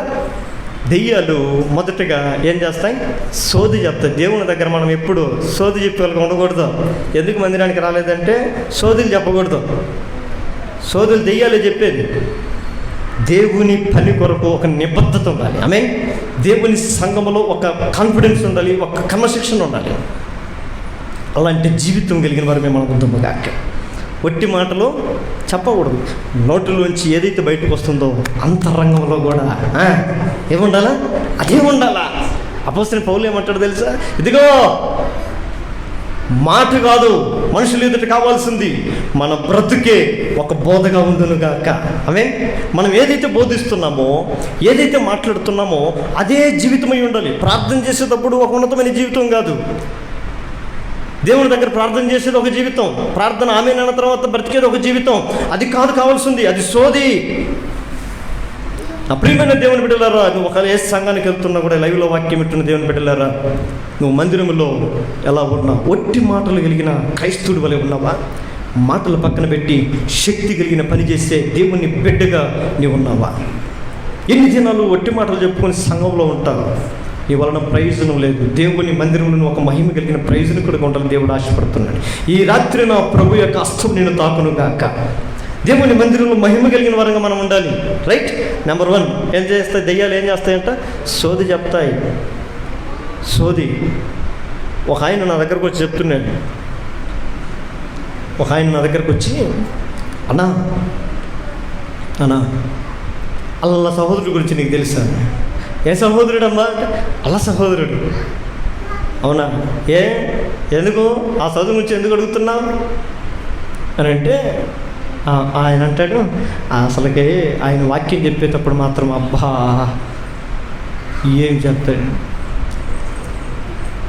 ఇలా ఉండాలంటాడు, అలా ఉండాలంటాడు, ఎలా ఉండాలంటాడు. కానీ వాళ్ళ ఇంటి పక్కనే మా ఇల్లు, ఇంటికి పోతానే చాలు, ఇంటికి పోతే వాళ్ళ భార్య ఆయన అంతా ఉంటుంది. ఎప్పుడు వాళ్ళ ఇంట్లో పిల్లలు ఆయనకి లోపడరు, ఆయన మాట వినరు. ఆయన బలిపీఠం ఎక్కిన తర్వాత మాత్రం అదేదో పూనకాలు వచ్చి ఊగిపోతాడు. కానీ లోకంలో ఎలా ఉంటాడు? మాటల్లో ఉన్న జీవితంలో లేదు. మాటల్లో ఉన్నటువంటి పవర్ తనలో లేదు. అవతలవాడికి మనం ఎట్ట కనపడ్డాం? ఇప్పుడు సోది చెప్పాడు కనపడ్డాం. మన సాక్ష్యం గొప్ప. మనం జీవించే జీవితం అది సోదిగా ఉండకూడదు. మన జీవితం అనేకులకు సాక్షికరం. ఒక యేసుప్రభు దగ్గరికి ఒక 1000 దెయ్యాలు పట్టినాడు. ఒకసారి పరిగెత్తుకొని వచ్చాడంట. ఒక 1000 దెయ్యాలు పట్టినాడు. యేసుప్రభు అని చూసి, రేయ్ నువ్వెందుకు బట్టలు వేసుకోలేదంటే వాడేం మాట్లాడడం లేదంట, ములుగుతున్నాడంట. రేయ్ ఏరా ఏం పేరురా నీ పేరు అని అడిగాడంట. వాడు అన్నాడట, నా పేరు సేన అన్నాడంట. ఆ పేరు సేన. ఏం పేరు అది? ఎవరు నీకు పెట్టిన పేరు అంటే, ఇది సేనది ఒకరు పెట్టింది కాదు, మేము పెట్టుకున్నది ఇది అన్న. ఒక 10 మంది తెలిసినట్టుగా మాట్లాడుతున్నాడు అంట వాడు. ఎదురేయుడు, అరే వీడు బతికేంద్ర ఎట్లా అయిపోయింది? ఈయన ఎవరురా? ఈయన మార్చేవాళ్ళేరా? వీడికి బట్టలు తొడుగోళ్ళేరా? ఈడేంద్రియుడు ఇళ్లలో ఉండాల్సిన వాడు సమాధుల్లో తిరుగుతున్నాడు. అందరూ మొలక మొత్తం వేసుకొని పండుకుంటూ ఈడేంద్ర సమాధుల మీద పండుకుంటున్నాడు. వీడికేం పట్టిందిరా దరిద్రం అంటే, పట్టింది దరిద్రం కాదు, దెయ్యాలు పెట్టినాయి వాడికి. ఏం పెట్టాయి? ఒకటి కూడా కాదు, ఏంటంట 1000 దెయ్యాలు పైన 2000 సైన్యం ఒక్కడికి బట్టి ఎట్లుంటుంది చెప్పండి. దేవుడు వెంటనే వాడిని బాగు చేశాడు. వాడిని బాగు చేసి వాడితో అంటాడు, ఇదిగో దేవుడు నీ జీవితంలో మేలు చేశాడు కాబట్టి నువ్వు నీ ఇంటిలోనికి వెళ్ళి, నీ ఊరికి వెళ్ళి, నీ పట్టణానికి వెళ్ళి, నీ గ్రామానికి వెళ్ళి దేవుడు నీ జీవితంలో చేసిన కార్యమును బట్టి నువ్వు మహిమ పరచు. దేవుడు తన జీవితం పొందుకున్నటువంటి కార్యాన్ని బట్టి ఎక్కడికి వెళ్ళాలి? ప్రజల మధ్యలోకి వెళ్ళాలి. అదే వాడు దెయ్యం పట్టినోడు వెళ్ళి దేవుడు, ఇప్పుడు మేము చాలాసార్లు ప్రార్థనలకు వెళ్తూ ఉంటాం కాబట్టి మాకు బాగా తెలుసు. ప్రార్థనలు చేసేటప్పుడు కొంతమందికి ఒంట్లోకి దెయ్యాలు వచ్చేస్తాయి. ప్రార్థన చేసేటప్పుడు మేము ఎప్పుడైతే ఆ నీళ్ళు చల్లి లేకుంటే ఆ కొబ్బరి నీళ్ళు వాళ్ళ మొఖాన్ని కొట్టినప్పుడు చప్పం పడిపోయింది. నాకేమైంది అన్నయ్య, నాకేమైంది అన్నయ్య వదిలేసి అబ్బా మాకు దెయ్యం పోయిందిలేమండి.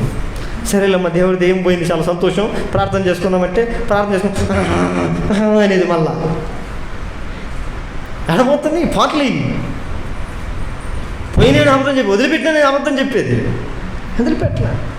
పరిపూర్ణంగా పోయిన తర్వాత, సంపూర్ణంగా పోయిన తర్వాత వాడి జీవితం దేవుడు ఏం చేస్తున్నాడు? ఇప్పుడు నువ్వు నా వెంట తిరగాల్సిన అవసరం లేదు. దేవుడు నీ జీవితంలో చేసిన కార్యాన్ని బట్టి ఆయన మహిమపరుచుకుంటున్న వేళ దేవునికి స్తోత్రం. కనుక మొట్టమొదటిగా దెయ్యాలు ఈ రోజుల్లో సంఘంలో ఉన్న మనుషుల్ని బంధిస్తున్నాయి అనటానికి సరైన నిర్వచనం ఏంటి అంటే, వాళ్ళ సంఘంలో వట్టి మాటలు తప్ప దేవునికి పనికిరాని జీవితాలు, వట్టి మాటలు వట్టి మాటలు వట్టి మాటలు. అటు వారిని అందరి కొరకు మనం ఏం చేయాలి? ప్రార్థించాలి. ప్రభువా, ఈ సంఘములో, ఈ మందిరంలో, ఇదే మందిరం జీవము కలిగిన దేవుని మందిరం, ఇది జీవము కలిగిన దేవుని మందిరం, ఇది దేవుని జీవం, ఇది దెయ్యాలు ఉండకూడదు. ఉంటే ఎదురుతుండాలి, దేవుని జీవం వల్ల ఉండాలి. ఆమె ఆ జీవంతో దేవునితో నింపబడిన ప్రజలై నా మందిరంలో నేను వెళుతున్నా, నా దేవుని ఆలయంలో ప్రతి ఒక్కరు కూడా వట్టివారు కాదు, నీ ఆత్మ చేత నింపబడిన విశ్వాసులై ప్రతి ఒక్కరు నీ ఆలయంలో ఉందుగాక. ఆమె అది మనం చేయాల్సిన ప్రార్థన. నెంబర్ 1. రెండోది చూద్దామా? రెండోది చూడండి అమ్మా. 9 న్యాయాధిపతుల 9వ అధ్యాయము, న్యాయాధిపతుల 9వ అధ్యాయము 23-24 వచ్చినాను.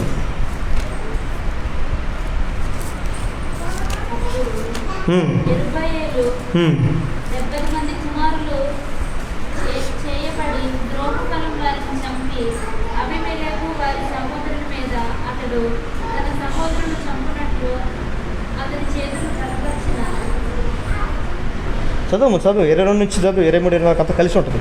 అబీమెలెకు 3 సంవత్సరములు ఇశ్రాయేలు మీద ఏలిక అయి ఉండెను. అప్పుడు యెరుబ్బయలు ద్రోహ ఫలము వారి మీద వారి సహోదరుల మీదకని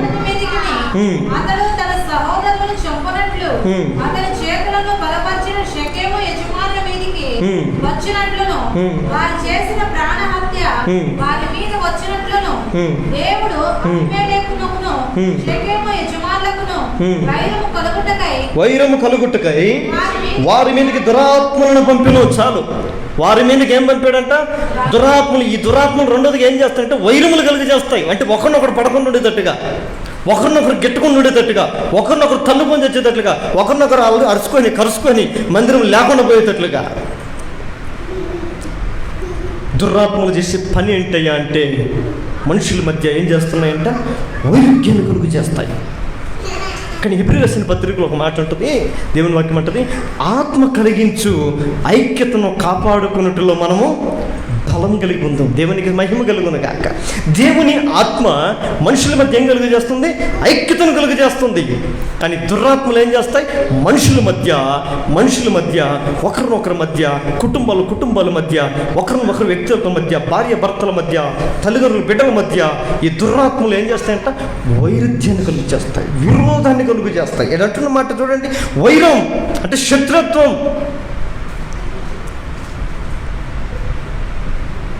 భయంకరమైనటువంటి దురాత్మ ప్రభావాలు ఈ రోజుల్లో మనుషుల్లో నిండుకొని చూడండి. పాకిస్తాన్లో ఉండేవాళ్ళు మనుషులు కాదు, ఇండియాలో ఉండేవాళ్ళు మనుషులు కాదు. వాళ్ళు వేరే, మేము వేరే. నువ్వు ముస్లింవా, హిందువా? నేను హిందువు అంటే టప్పీమని కలిసేయండి. మనుషుల్లో నిండినటువంటి దురాత్మలు, నేను సాటి మనిషిని, అవతల వాడు కూడా సాటి నాలాంటి మనిషి అనే ఇంకిత జ్ఞానం కూడా మనుషులకి ఉండట్లేదంటే మనిషి ప్రభావం కాదు అది. అందులో ఉన్న వాడిలో పనిచేస్తున్న దురాత్మలు అంటే ఏంటంటే, ఏ ఆత్మలు అంటమ్మా? దురాత్మ అంటే చెడ్డవిని, మంచి పరిశుద్ధాత్మ దేవుడు ఏం చేస్తారంట? ఐక్యత కలిగిస్తారు. సమాధాన పరచువారు ధన్యులు, వారు దేవుని కుమారులు అనబడతారు. దేవుడు యేసు ప్రభు ఈ లోకానికి వచ్చి మనుషులందరూ కూడా దేవునితో చెడిపోయిన ఆ సత్సంబంధాన్ని తిరిగి కలపటానికి ఆయన ఏమయ్యాడు? అవసరమైతే మనందరి కొరకు ప్రాణమునే పెట్టాడు. దేవునికి మహిమ కలుగును గాక. ఒక మనిషిని ఒక సమాజాన్ని దేవునితో కలపటానికి దేవుడు తన ప్రాణమునే పెట్టాడు. ఇప్పుడు దేవుని బిడ్డలుగా, దేవుని ఆత్మ పొందుకున్నటువంటి వారుగా సంఘంలో ఉన్న మనందరము కూడా ఏం చేయాలి? ఒకరిని విరోధ భావంతో కాదు, ఒకరొకరు కూడా ఐక్యత కలిగేటట్లుగా చేసే దేవుని ఆత్మను పొందుకునే వారు యుద్ధము కాక. ఇక్కడ చేస్తున్న పని ఏంటంట? ఇక్కడ ఏం చేస్తున్నాయంటమ్మయ్యి? ఏం చేస్తున్నాయంటయ్యి? వైరం కలుగు చేస్తున్నాయంట. దేవుని మమ్మను చదవండి మా మాట, లాస్ట్లో చదవండి.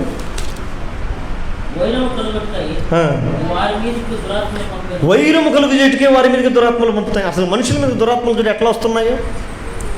వైరము కలుగు చేసేసాడు అంటే మనుషుల మధ్య అగాధాన్ని సృష్టిస్తాయి, గ్యాపులు సృష్టిస్తాయి, సత్సంబంధాలు ఉండవు.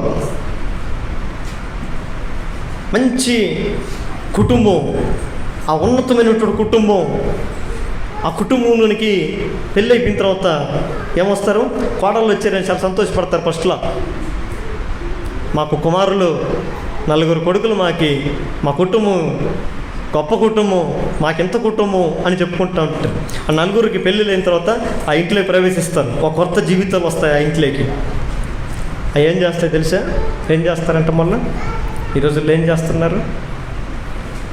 వీళ్ళు ఒక తల్లి కడుపులో నుంచే పుట్టారు. వీళ్ళు ఆ తల్లి కడుపులో నుంచి బయటకు వచ్చి ఆ తల్లి ఎదపోలేదాగి పెరిగినటువంటి వాళ్ళు వీళ్ళు. అంటే 4 కలిసి ఆ తల్లిని ఆధారం చేసుకుని బ్రతికినటువంటి వాళ్ళు వీళ్ళు. ఈ మిగిలిన ఆడవాళ్ళు మాట్లాడుకోవాలి. ఒకళ్ళ ఇంటికి పెద్ద కోళ్ళు అయినా, 2వ కోళ్ళు అయినా, 3వ కోళ్ళు అయినా, ఎంతమంది కోళ్ళు ఉంటారు? ఏమైనా కోళ్ళు తెలుసు? ఫస్ట్ ఒక ఒడంబడిక చేసుకోవాలి. ఇంట్లోకి వచ్చిన తర్వాత అమ్మా మనం చేసుకున్నది 4 అన్నదమ్ములు అన్న. ఒకవేళ నేను వేరే అయ్యి ఉండొచ్చు, నువ్వు వేరే అయ్యి ఉండొచ్చు, మనందరం వేరే అయ్యి ఉండొచ్చు. మనం రకరకాల ఇంటి నుంచి, నీ తల్లి వేరే, నా తల్లి వేరే, నీ తండ్రి వేరే, నా తండ్రి వేరే, మనం రకరకాల వైవర్గాల నుంచి వచ్చిన వాళ్ళమే. కానీ మనం చేసుకున్నటువంటి మన భర్తలు ఈరోజు మనకు పెట్టబడిన మన ఇంటి పేరు ఒకటే. ఏంటి? మన ఇంటి పేరు ఒకటే. అంటే వీళ్ళంతా ఒకటే. ఈ కుటుంబంలో పొర్రపాటును కూడా మన వలన వీళ్ళు విడిపోయే పరిస్థితి రాకూడదు అని ఎంతమంది ఈ జ్ఞానం కలిగిన స్త్రీ రోజు తీర్మానం చేసుకుంటున్నారు. ఎంతమంది అలాంటి తీర్మానం ఎందుకు రావట్లేదు? ఎందుకు రావట్లేదమ్మా చెప్పండి? ఒప్పుకునే తత్వం లేదు. ఇది దురాత్మల ప్రభావంతో నిలబడిన ప్రతి ఒక్కరూ కూడా విరోధాన్ని కలుగు చేస్తూ ఉంటారు. విరోధం అంటే కలిసి ఉండడానికి ఇష్టపడతాం. అయితే దేవుని ఆత్మలో ఉంటే సహిస్తాం. ఏం చేస్తాము? నా మరిదే కదా అంటే అన్నలే, మరిదే అట్లా కాదు, ఇంకా ఏమంటాము? అరే బావా అలా అనకూడదు బాబా. నేనెందుకు? నేను బయట నుంచి చూసినట్టు మీ ఇంట్లోకి వచ్చినాడు కదా. ఇప్పుడు నా ఇంటి పేరు నాది కాదు, నా తండ్రి పేరు కాదు, నీ ఇంటి పేరు. బైబిల్లో రూతు ఏమంటుందంటమ్మా? నీ జనమే నా జనం, నీ దేవుడే నువ్వెక్కడ మరణిస్తావో నేను కూడా అక్కడే. అబ్బా అదేంటో తీర్మానం మొగుడితో కూడా చెప్పకుండా అత్తతో చెప్తుంది. మీరు చెప్పారు అత్తలు కాడ ఎప్పుడన్నా? అత్త పొరపాటు అనమాక అంటే కావడదంట. ఆ ఫస్ట్ ఆమె నయంలాగా ఉండమన్నా, తర్వాత నేను రూతులాగా ఉంటా. కుటుంబాల మధ్య ఈ రోజుల్లో ఏమవుతుంది? విరోధాలు కలుగుతున్నాయి. ప్రతి ఇంటిలోని ప్రవేశించిన మనందరము కూడా అన్నదమ్ములైనా కానీ అంతే. వాడు 2వ వాడు పుట్టిన తర్వాత, ఇప్పుడు మా అన్న పుట్టాడు, మా అన్న తర్వాత నేను పుట్టాను, నాకు పుడతాను వచ్చి నాకన్నా ముందు పుట్టినాడు పాలు తగ్గి నేను దాకా ఎంగిలి పాలు నాకు వద్దు అని అంటే అవుతుందా? తాకుండా చచ్చి ఊరుకుంటాను. నాకు అవసరం, నేను బ్రతకడానికి అవసరం. ఆ గర్భంలోనే నా తల్లి నడిపించి ఉంటుంది, నాకు ఆ చోటు వద్దు. ఈరోజు అన్నదమ్ములు కలిసి ఉండలేరు, ఒక ఇంట్లో కలిసి ఉండలేరు. ఉంటున్నారా? ఉండలేరు. నా అన్న, నేను మేమందరం, మా తెల్లులు, మేమందరం ఒక తల్లి గర్భంలో స్థానం పంచుకొని ఇచ్చాం. ఈరోజు మేము ఎందుకు ఒక ఇంట్లో కలిసి ఉండలేకపోతున్నాం? జేర్మీ దురాత్మల ఒంట్లోకి కలిసి ఉండే తత్వం లేదు, సమాధానం లేదు. దురాత్మల ప్రభావంలో చిక్కబడి ఏమైపోతున్నాం? ఈరోజు దూరపరచబడిపోతున్నాం. అందుకని దురాత్మలు కలిగి ఉండకూడదు, మంచి ఆత్మ కలిగి. దేవుడు ఆత్మ స్వరూపి. మనలో ఉన్నది ఏ ఆత్మ? దేవుని ఆత్మే. దేవుని ఆత్మ మీరు నివసిస్తున్నదని మీరు ఎరగరా అంటాడు. దేవుని ఆత్మ ఉంది, కానీ అది ఏమైపోయింది అంటే గ్లాసులో బల్లి పడినట్టుగా, పాయసంలో బొద్దింకబడినట్టుగా మన ఆత్మలో, మన దేహంలో సాతానుడు తన యొక్క దురాత్మలను ఆవహింపజేశాడు. మన చేతికి మట్టి అయితే మనం ఏం చేస్తాము? కడుక్కుంటాం. కరెక్టా లేదా? కడుక్కుంటాం లేదా? కాలుకు ముళ్ళు గుచ్చుకుంటే ఏం చేస్తాం? కాలు తీసేస్తామా? ముళ్ళు తీసేస్తామా? కుటుంబాల్లో కూడా, కుటుంబ వ్యవస్థల్లో కూడా చిన్న చిన్న సమస్యలు వచ్చినప్పుడు సమస్యలు తీసేయాలి, కానీ మనుషుల బంధాలను దూరం చేసుకోకూడదు. రైట్? మనుషులను కాదు దూరం చేసుకోవాల్సి ఉంది. అసలు మనం దూరం అవడానికి వస్తున్న సమస్యలు ఏంటి, ఆ సమస్యని దూరంగా తీసుకోవాలి. అప్పుడు ఆ కుటుంబం కలిసి ఉండాలి. కుటుంబం కలిసి ఉండాలి. కలిసి ఉంటే కలదు సుఖం అంటారు చూడండి పెద్దలు. ఐక్యమత్యమే మహాబలం. ఈరోజు ఐక్యత లేకపోతే ప్రతి వాళ్ళు కూడా మన మధ్యలోనికి వచ్చి నీ అన్న ఎట్టని, నీ తమ్ముడు ఎట్టని, నీ భార్య ఎట్టని, మీ అమ్మ ఎట్టని, మీ నాయన ఎట్టని ప్రతి పనికిమాలను కూడా వచ్చి మన మధ్యలోనికి చేరి ఏం చేస్తారు, ఇంకా విరోధము కలిగిస్తారు. దురాత్మతో నింపబడిన వారు. అదే దేవుని ఆత్మ నింపబడిన వాడు మన మధ్యకు వస్తే, అమ్మా సహోదరులారా మీరు ఇలా ఉండకూడదు, అలా ఉండకూడదు, మీరందరూ ఎలా ఉండాలి, కలిసి ఉండాలి అనే ఒక భావనతో దేవుని ఆత్మ ఉపదేశముతో మనం ప్రజలకి మనం బోధిస్తాం. నెంబర్ 2 చూస్తూ వచ్చాం. దెయ్యాలు చేసే పనులు.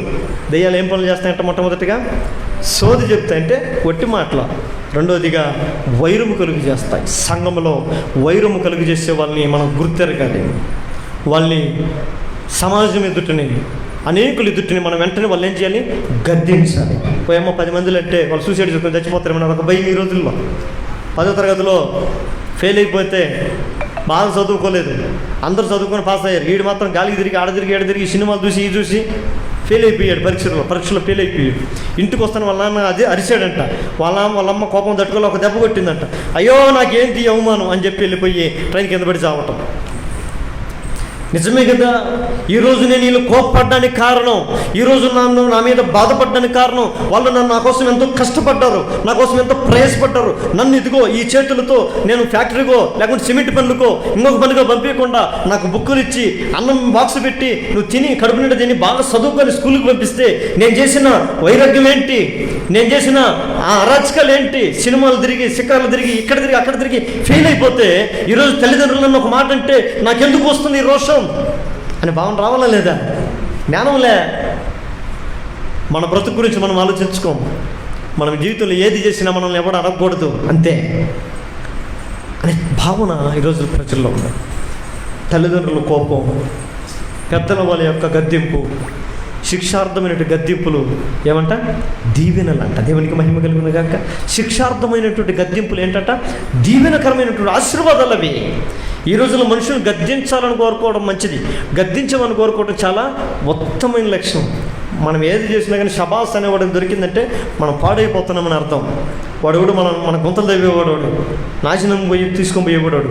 మనం ఏది చేసినా మనం గద్దిస్తున్నటువంటి మనం మేలు కోరేవాడే. గద్దించేవాడిని ఎవరు ఇష్టపడరు, ప్రేమించేవాడిని అయితే వాడు పంచన పోయి చేరుతారు. కనుక నా పిల్లలారా, దేవుని యొక్క ఉన్నతమైన మాటను బట్టి ఏంటంటే, రెండవదిగా వైరము కలుగు చేస్తాయి దెయ్యాలు. ఆ వైరము కలుగు చేసి సంఘాల్లో వైరాలు ఉండకూడదు. సంఘంలో ఏముండాలి, దేవుని ఆత్మచేత ఐక్యత చేత మనం అతకబడి ఉండాలి. ఒకటి ఏం చేయాలి, మెల్లో 50,000 1,00,000 సైన్ పెట్టి సైన్ వేస్తారు. ఆ సైన్ ఎట్లుంటుంది, ఒకదానికొకటి అది ఊడిపోతే జారి పడిపోతుంది. అది ఎంత విలువైందనే కానీ, అది ఎంత బంగారం వజ్రంతో బొదిగించిందైనా సరే, అది మన మెల్లో నిలవాలంటే అది ఒకదానికొకటి అతుకుబడి ఉంటుంది. సంఘంలో కూడా మనందరం ఏమి ఉండాలి,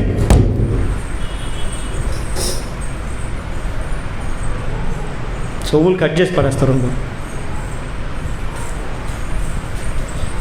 సంఘంలో మనం ఏముండాలి, ఈ సంఘం దేవుని మెడలో ఒక హారం వలె ఉండాలి. దేవునికి మహిమ కలుగును గాక. ఎట్లా ఉండాలమ్మా, ఎంగేజ్మెంట్లో కొంతమంది సైన్ కనపడకపోతే, ఎంగేజ్మెంట్లో నేను చూశానులే ఫోటోలలో కొంతమంది సైన్ కనపడలేదంటే నాకు కూడా ఒక వేసారు సైన్. వాడు అంటాడు స్టూడియో, బటన్ తీసి సొక్కెట్టాను, ఎందుకు సైన్ కనపడలేదు అంటాడు. దేవుని యొక్క మెడలో మనం కూడా ఏమై ఉండాలంట, ఒక హారం వల్లే, ఒక విలువైన హారం వల్లే మనం ఉండాలి. ఆ హారం దేవుని మెడలో అలంకారంగా ఉండాలి అని అంటే మనం ఎట్లా ఉండాలి, అందరం మందిరంలో ఒకరినొకరు ఇట్లా కాదు, ఇట్లా అతుకుబడి ఉండాలి. అందుకని బైబిల్లో ఒక మాట ఉంటుంది, దేవుని తల మీద మనందరం ఎవరమంట, కిరీటమందున్న రత్నముల వల్ల మనము పొదిగింపబడిన వారు. దేవునికి మహిమ కలుగును గాక. కిరీటం మీద ఉన్న రత్నముల వలె పొదిగింపబడిన వారు. ఆ రత్నం సూర్యుడు పోక్స్ తగిలితే ఆ కిరీటం ఎట్లుంటుంది?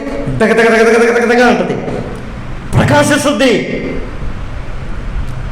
దేవుని మందిరంలో, దేవుని సంఘంలో మనందరము కూడా క్రీస్తు తలలో ఉంచబడిన కిరీటం ఉన్న రత్నం వలె, ఆయన మెడలో వేయబడినటువంటి హారం వలె మన దేవుని మందిరంలో నిలిచి ఉందము గాక. ఆ రీతిగా దేవునికి ఘనంగా కనపడతాడు కదా మన దేవుడు. ఎట్ట కనపడతాడు? పెళ్ళి కూడా చైన్ వేస్తే ఎట్ట కనపడతాడు? చైన్ లేకుండా దేవాలయం ఎత్తుకున్నట్టు ఎట్టుంటాడు? రే ఏరా నీకేం చైన్ కూడా వెళ్ళి మీ ఎంతల్లా. మా ఊరిలో ఒకడు పెళ్లి చూపులకు పోయాడు. పెళ్లి చూపులకు పోతే, ఏరా ఏం చేస్తావు ఏంటి నువ్వు అంటే, 50 గొర్రెలు ఉన్నాయి, 50 గొర్రెలు మేపుతాను నేను అన్నాడు. అవునా, సరేలే అని చెప్పి ఆ గొర్రెలను అంతా లెక్కేసి ఇడికాడ ఎంత ఆస్తుందని చెప్పి వాడికి 5 సవర్లు 6 సవర్లు బంగారం పెట్టాడు. ఒక మంచి చైను, ఒక బ్రాస్లెటు, ఒక ఉంగరం, అవన్నీ పెట్టాడు. మంచిది. వాడు అంగంగా వైభవంగా పెళ్లి చేసుకున్నాడు. ఒక వారం తర్వాత మళ్ళీ ఇంకొకటి పెళ్లి చూపులకు పోయాడు. వాడు ఇంజనీరింగ్ చదివాడు కానీ ఉద్యోగం లేదు. వాడు పోయిన తర్వాత పెళ్లి చూపులు పోతాం. ఏంటబ్బాయ్ ఏంటి ఏం కథ, ఏమాత్రం సంపాదిస్తున్నాను? ఏం లేదు, చదువుకున్న ఉద్యోగం వస్తుంది. మరి ఉద్యోగం లేను నీకెందుకు బంగారం? అవన్నీ అమ్మాయిని కావాలంటే వరకనే ఇస్తాం, పెళ్లి చేసుకుంటాం అన్నాడు.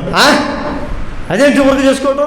మా ఊళ్ళో నిన్నగాక మన గొర్రెలు మేపేవాడు, దరిద్రుడు, దేనికి పనికిన గొర్రెలు మేపేవాడికే ఇంత బంగారం వేస్తే, ఇంత ఉంగరం పెడితే, ఇంత చైన్ వేస్తే అంత పనికిరాను నేను అన్నాడు. ఎట్లా చూడండి, వాడి చూసిన చీడు తట్టుకోలేదు, వీడికున్న చదువు అర్థం అనిపించింది. అంటే అవన్నీ ఏవి పెడితే వాడికి ఏమైందంట? పెళ్ళి కొడుక్కి ఘనత. ఆమె పెళ్ళిళ్ళు మీరు పోయి అడగండి, ఫస్ట్ మిమ్మల్ని ఏమంటారు తెలుసా? ఏమాత్రం పెట్టారు ఏంది మీకు అంటారు అంటారా? ఏమాత్రం పెట్టారు లేదా అడుగుతారు లేదా? అందరూ అదే అడుగుతారు. ఎందుకో తెలుసా? మనకు పెట్టబడింది ఏదో అది ఘనత. దేవుని మందిరానికి మనమే ఒక ఘనత. దేవునికి మహిమ కలుగున గాక. మందిరంలో మనమే ఆయనకు ఒక బ్రాస్లెట్ లాగా, ఆయనకు ఒక కిరీటం లాగా, ఆయనకు ఒక ఉంగరం లాగా ఆయనలో అమర్చబడిన వారమై మన ముద్దము గాక. అదే ఆయనకి ఘనతది అని అంటాడు. చూడండి, ఇవన్నీ మనం చూపించుకొని ఆయన ఏం చేయాలి? సంతోషపడాలి. ఆ రీతిగా మనం అతకబడిన వారమై ఉండాలి. మూడవదిగా చూద్దామా? మూడవదిగా చూడండి అమ్మా, మొదటి రాజుల గ్రంథము 22వ అధ్యాయము. మొదటి రాజుల గ్రంథం 22వ అధ్యాయం 22-23 వచ్చినాను. మొదటి రాజుల గ్రంథం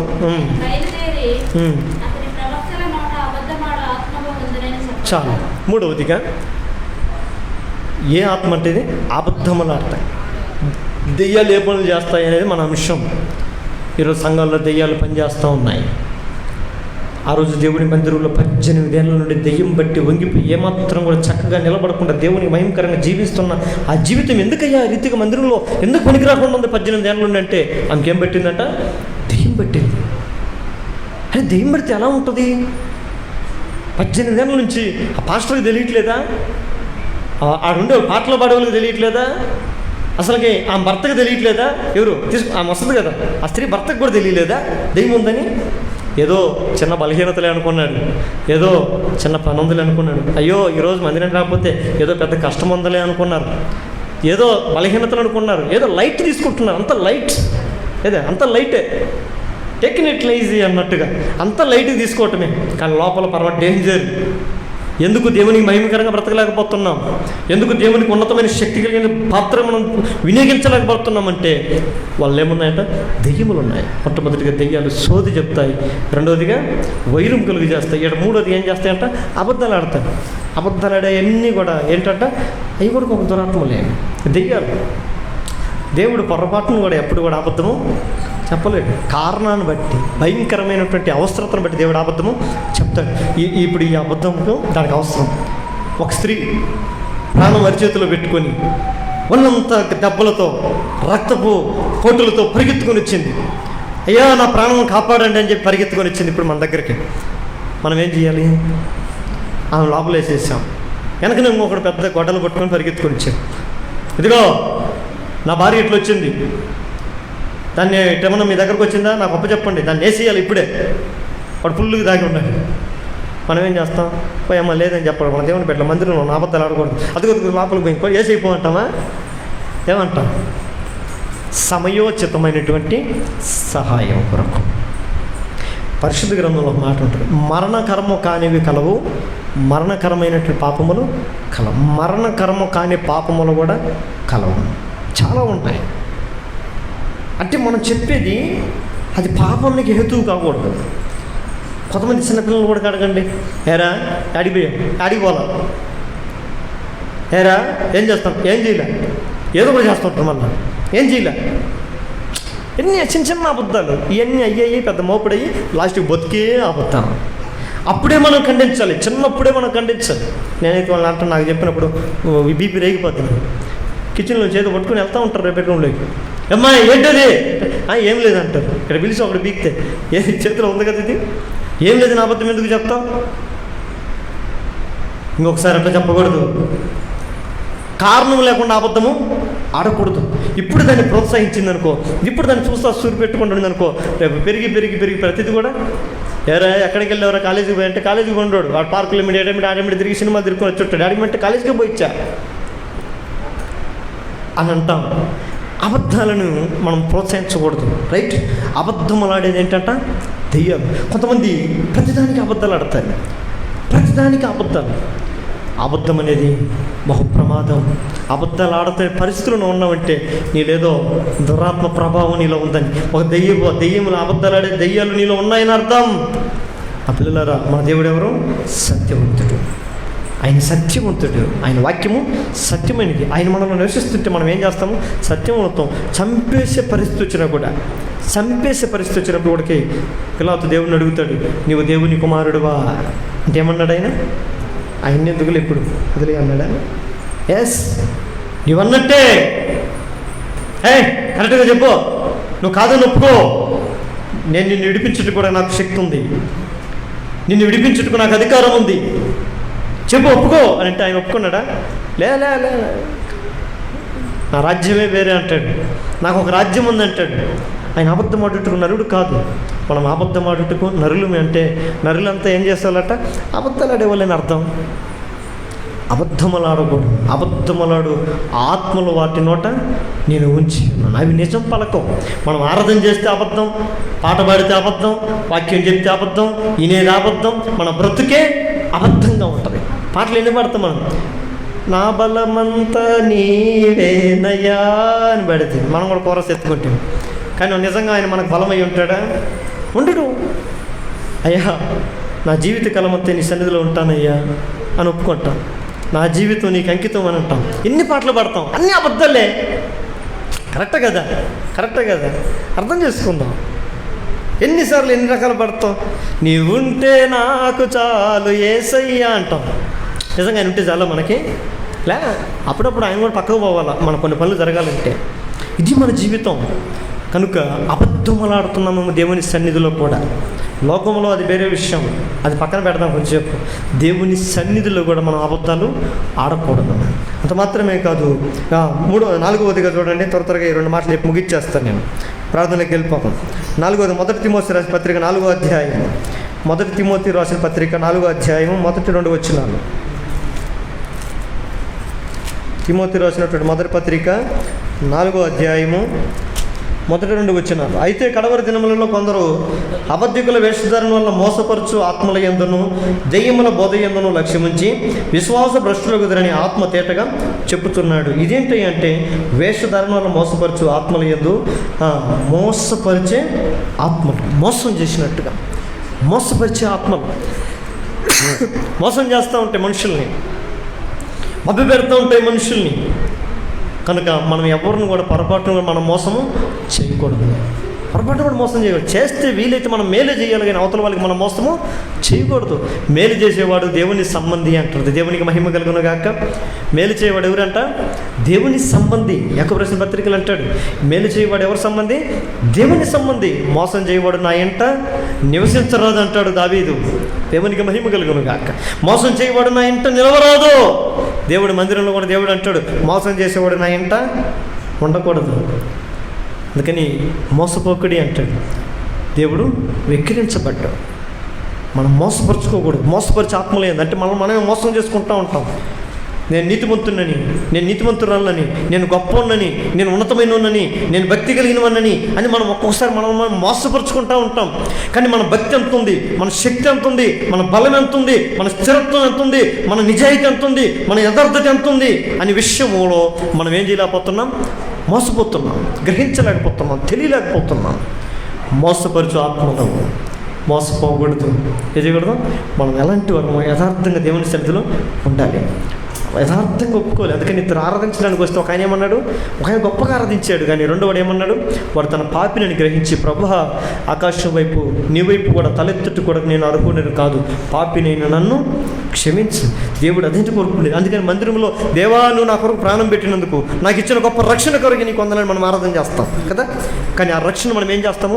నిర్లక్ష్యం చేస్తాం. హెబ్రీ రాసిన పత్రిక 2వ అధ్యాయం అంటాడు కదా, ఇంత గొప్ప రక్షణ నిర్లక్ష్యం చేసి మనం ఏ రీతిగా తప్పించుకుందాము ఏంటంటే. అయితే అదే రక్షణ కొరకు మనం దేవుని సన్నిధిలో ఆరాధన ఏం చేస్తాం? ఆదివారము ఆరాధన చేస్తాం. నువ్వు నాకు ఇచ్చిన రక్షణ కొరకై, నా బిడ్డల పట్ల, నా కుటుంబం పట్ల, నా తల్లిదండ్రుల పట్ల, నాకు ఇచ్చిన సమాజం పట్ల నువ్వు ఇచ్చిన రక్షణకై ఇదిగో నేనేమి చిరవడం తెరుచుకోలేక నా హృదయపూర్వక స్తుతి ఆరాధన నీకే సమర్పించుకుంటున్నాను, ఆమేన్. అయిపోయింది. జీవితం లేదే. నీ జీవితాన్ని దేవుడు సమర్పించుకున్నావా? దేవుడిచ్చిన రక్షణ నువ్వు కొనసాగిస్తున్నావా? దేవుడిచ్చినటువంటి జీవితాన్ని నువ్వు ప్రభు మహిమ కొరకు వినియోగిస్తున్నావా? అప్పగింపబడితే నీవు వేరొక దానికి అప్పగింపబడవు. ప్రభువుకు అప్పగింపబడితే లోకానికి నీవు అప్పగింపబడవు. అబద్ధములాడకూడదు, మోసపరుచుకోకూడదు. ప్రతి కొంతమంది అంటారు బైబిల్లో, ఇదిగో ఎవడైనా కానీ వట్టివాడయ్యండి తాను గొప్పవాడని భావించకూడదు. ఏమంటే మనం వట్టివాడమైంది గొప్పవాళ్ళని భావన రాకూడదు. గొప్పవాడైనా కూడా ఎలా ఉండాలి? నిండుకుండా తొనకదు. నిండుకుండా ఎట్లుంటుంది? కదలకుండా ఉంటుంది. ఒట్టుకుండా కనకనకనకన ఊగుతుంటుంది. అదే దెయ్యం పెట్టినలా ఊగుతుంటుంది. అది కూడా నిండుకుండా తొనకుండా దేవుని యొక్క అన్ని బలంతో నింపబడిన వాడు ఏమి తెలిసినా కూడా, అన్ని తెలిసినా వాడికి ఏమి తెలియనట్టుగానే ఉంటాడు. ఏమి తెలియని వాడే నాకు అన్ని తెలిసిన ఎగిరెగిరి పడిపోతాను. కనుక దేవుని మందిరంలో మనం మోసం చేసుకోకూడదు. మన స్థితిగతి ఏంటో మనం అప్పటికప్పుడు తేటగా చూసుకోవాలి. ఎందుకంటే దేవుని వాక్యము అద్దం వంటిది కదా. ఆ వాక్యం ఎదురుకోడికి వచ్చి మనం కూడా మోసం చేసుకోకూడదు. దేవుడు మన దగ్గర అద్దం అన్నట్టువాడు. ఆయన మన ఎదుటి అద్దం పెట్టినప్పుడు చూసుకో అన్నప్పుడు ఏం చేయాలి? అయ్యేది నేను కాదే అనకూడదు, నాలో లేదు అలాంటిది అనకూడదు. ముందు ప్రభు అనాలి, ఆమేన్. సరి చేసుకుంటా ప్రభు, మార్చుకుంటా ప్రభు, దిద్దుకుంటా ప్రభు, నడుచుకుంటా ప్రభు అని అనాలి, ఆమేన్. వాడు బుద్ధిమంతుడు. చివరిగా ఆఖరి చూడండి, మత్తయి సువార్త 8వ అధ్యాయం 28వ వచనం. మత్తయి సువార్త 8వ అధ్యాయము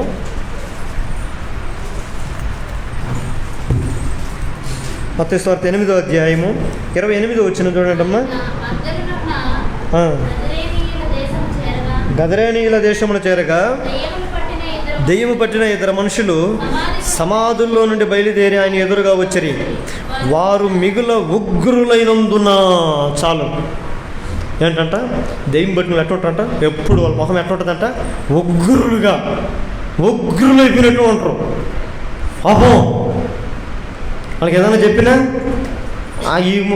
ఈ మూతి ఆ పడమటగా పోద్ది, ఇటుపక్క ఉత్తరం పోద్ది, దక్షిణం పోద్ది. ఉగ్రులై ఉండకూడదు. ఉగ్ర రూపం దాల్చేది ఏంటంటే వాళ్ళు ఎదురుగా వచ్చినటువంటి దురాత్మలు పట్టినటువంటి వాళ్ళు ఇద్దరు వ్యక్తులు వచ్చారు. మనం కోపపడేవారు మనం అనకూడదు. దేవుడి మందిరంలో మనం బయట మన దేవుడు ఎలాంటి వాడంట, ఇదిగో నా పిల్లలారా నేను సాత్వికుడును దీన మనస్సు కలిగిన వాడు, నా ఎత్తుకు వచ్చి నా కాడును ఎత్తుకొని మీరు నేర్చుకున్నాడు అన్నాడు. ఏం నేర్చుకోవాలంటే కోపం ఎలాంటిదో నేర్చుకోవాలా. నా జోలికి వచ్చిందనుకో నేను మనిషిని కాదు, నేను అడిగాని వచ్చిందనుకో నేను మనిషిని కాదు, నువ్వు మనిషివి కాదు, నిజంగా దెయ్యానివే. మనిషివి అయితే దేవుని బిడ్డలాగా ఉంటాం. దెయ్యాలు ఉగ్ర రూపంగా ఉగ్రులైపోయారట. ప్రతిదానికి ఉగ్ర రూపం చూపించడం, అవతల వాళ్ళ మీద కోప్పడటం, యువతల వాళ్ళ మీద కోప్పడటం, చిన్నపిల్లల మీద కోప్పడటం, పెద్దవాళ్ళ మీద కోప్పడటం, తల్లిదండ్రుల మీద కోప్పడటం, భార్య మీద కోప్పడటం, బిడ్డల మీద కోప్పడటం, ఈ కోప్పడటం ఈ ఉగ్రం ఏంటంటయ్యా? ఏంటి? దురాత్మ. భర్త కోప్పడ్డా, ఇద్దరు ఈమెలో కూడా దురాత్మ దూరుద్ది. ఇద్దరు దూరిద్దరు, రెండు దెయ్యాలు దూరుకొని ఏం చేసుకుంటాయి? మీరు బాగా గలాట్లు పెట్టి బయటికి వెళ్ళిపోతాయి. ఇంకా అనుకోండి, భర్త కోప్పడినప్పుడు బుద్ధి కలిగిన స్త్రీ ఏం చేయాలి తెలుసా? వెంటనే మోకాళ్ళేసి ఆ భర్త ముందు ప్రార్థన చెయ్యి. ప్రభా నా భర్త ఎందుకు కోపంగా వచ్చాడయ్యా ఇంటికి, కోపంతో రాకూడదే, ఉగ్రంతో రాకూడదే, ఎందుకు ప్రభా అని ప్రార్థన చేయి. చెయ్యి నువ్వు అసలు ఫస్ట్ స్టార్ట్ చేయి నువ్వు అసలు నీ భర్తలు కోపం ఉండండి అడుగు. ఏందయ్యో ఎట్ట కనపడుతుంది నీ కంటికే అంటే ఒక తను తన్నేసి అయిపోయా. నన్నే తంతావా నన్నే కొడతావా అని చెప్పి అక్కడ తిరగబడి అయిపోయా. పెంటే దేవుని బిడ్డల్లో మనం ఎట్లా చేయాలి? భార్య కోప్పడి తర్వాత మనం కూడా ఏం చెప్పాలి? ఒక ఆయన ఒక ఆయన దగ్గరికి వెళ్ళి అడిగాడంట. 70 సంవత్సరాలు వయసు అంట. ఆయన ఆ దగ్గరికి వెళ్ళి ఒక ఆయన అడిగాడు, మీరిద్దరూ భార్యాభర్తలు ఎప్పుడైనా గొడవ పడ్డారా అని అడిగాడంట. ఆయన చెప్పాడంట, నాకు వివాహమయ్యి ఇన్ని సంవత్సరాల నా దాంపత్య జీవితంలో వివాహమైన ఇన్ని సంవత్సరాలు మేము ఒక్క రోజు కూడా మేమిద్దరం గొడవ పడలేదని చెప్పాడంట. ఆయనకు ఆశ్చర్య చెవులు ఇట్లా లేసేయంట పైకి. ఇది ఎట్లా సాధ్యం? ఎవరు అంటా ఉంటే అన్నా నేను భార్యాభర్తలు అంత చిన్నవి పెద్దవి రాకుండా ఉంటాయా అని అన్నాడంట. ఆయన అన్నాడు, చిన్నదే రాలేదు పెద్దదే రాలేదు, మా ఇరువురి మధ్య మా దాంపత్య జీవితంలో ఏ రోజు కూడా చిన్న గలాట కూడా మాకు రాలేదు. అది ఎలా సాధ్యం అని అడిగాడంట ఈయన. ఆయన అన్నాడంట, మేము వివాహమైన తర్వాత ఫస్ట్ రోజే నేను నా భార్య కూర్చొని మాట్లాడుకున్నాం. ఇప్పుడు మాట్లాడుకోరు. అప్పుడంట కూర్చొని ఆయన వాళ్ళ భార్యని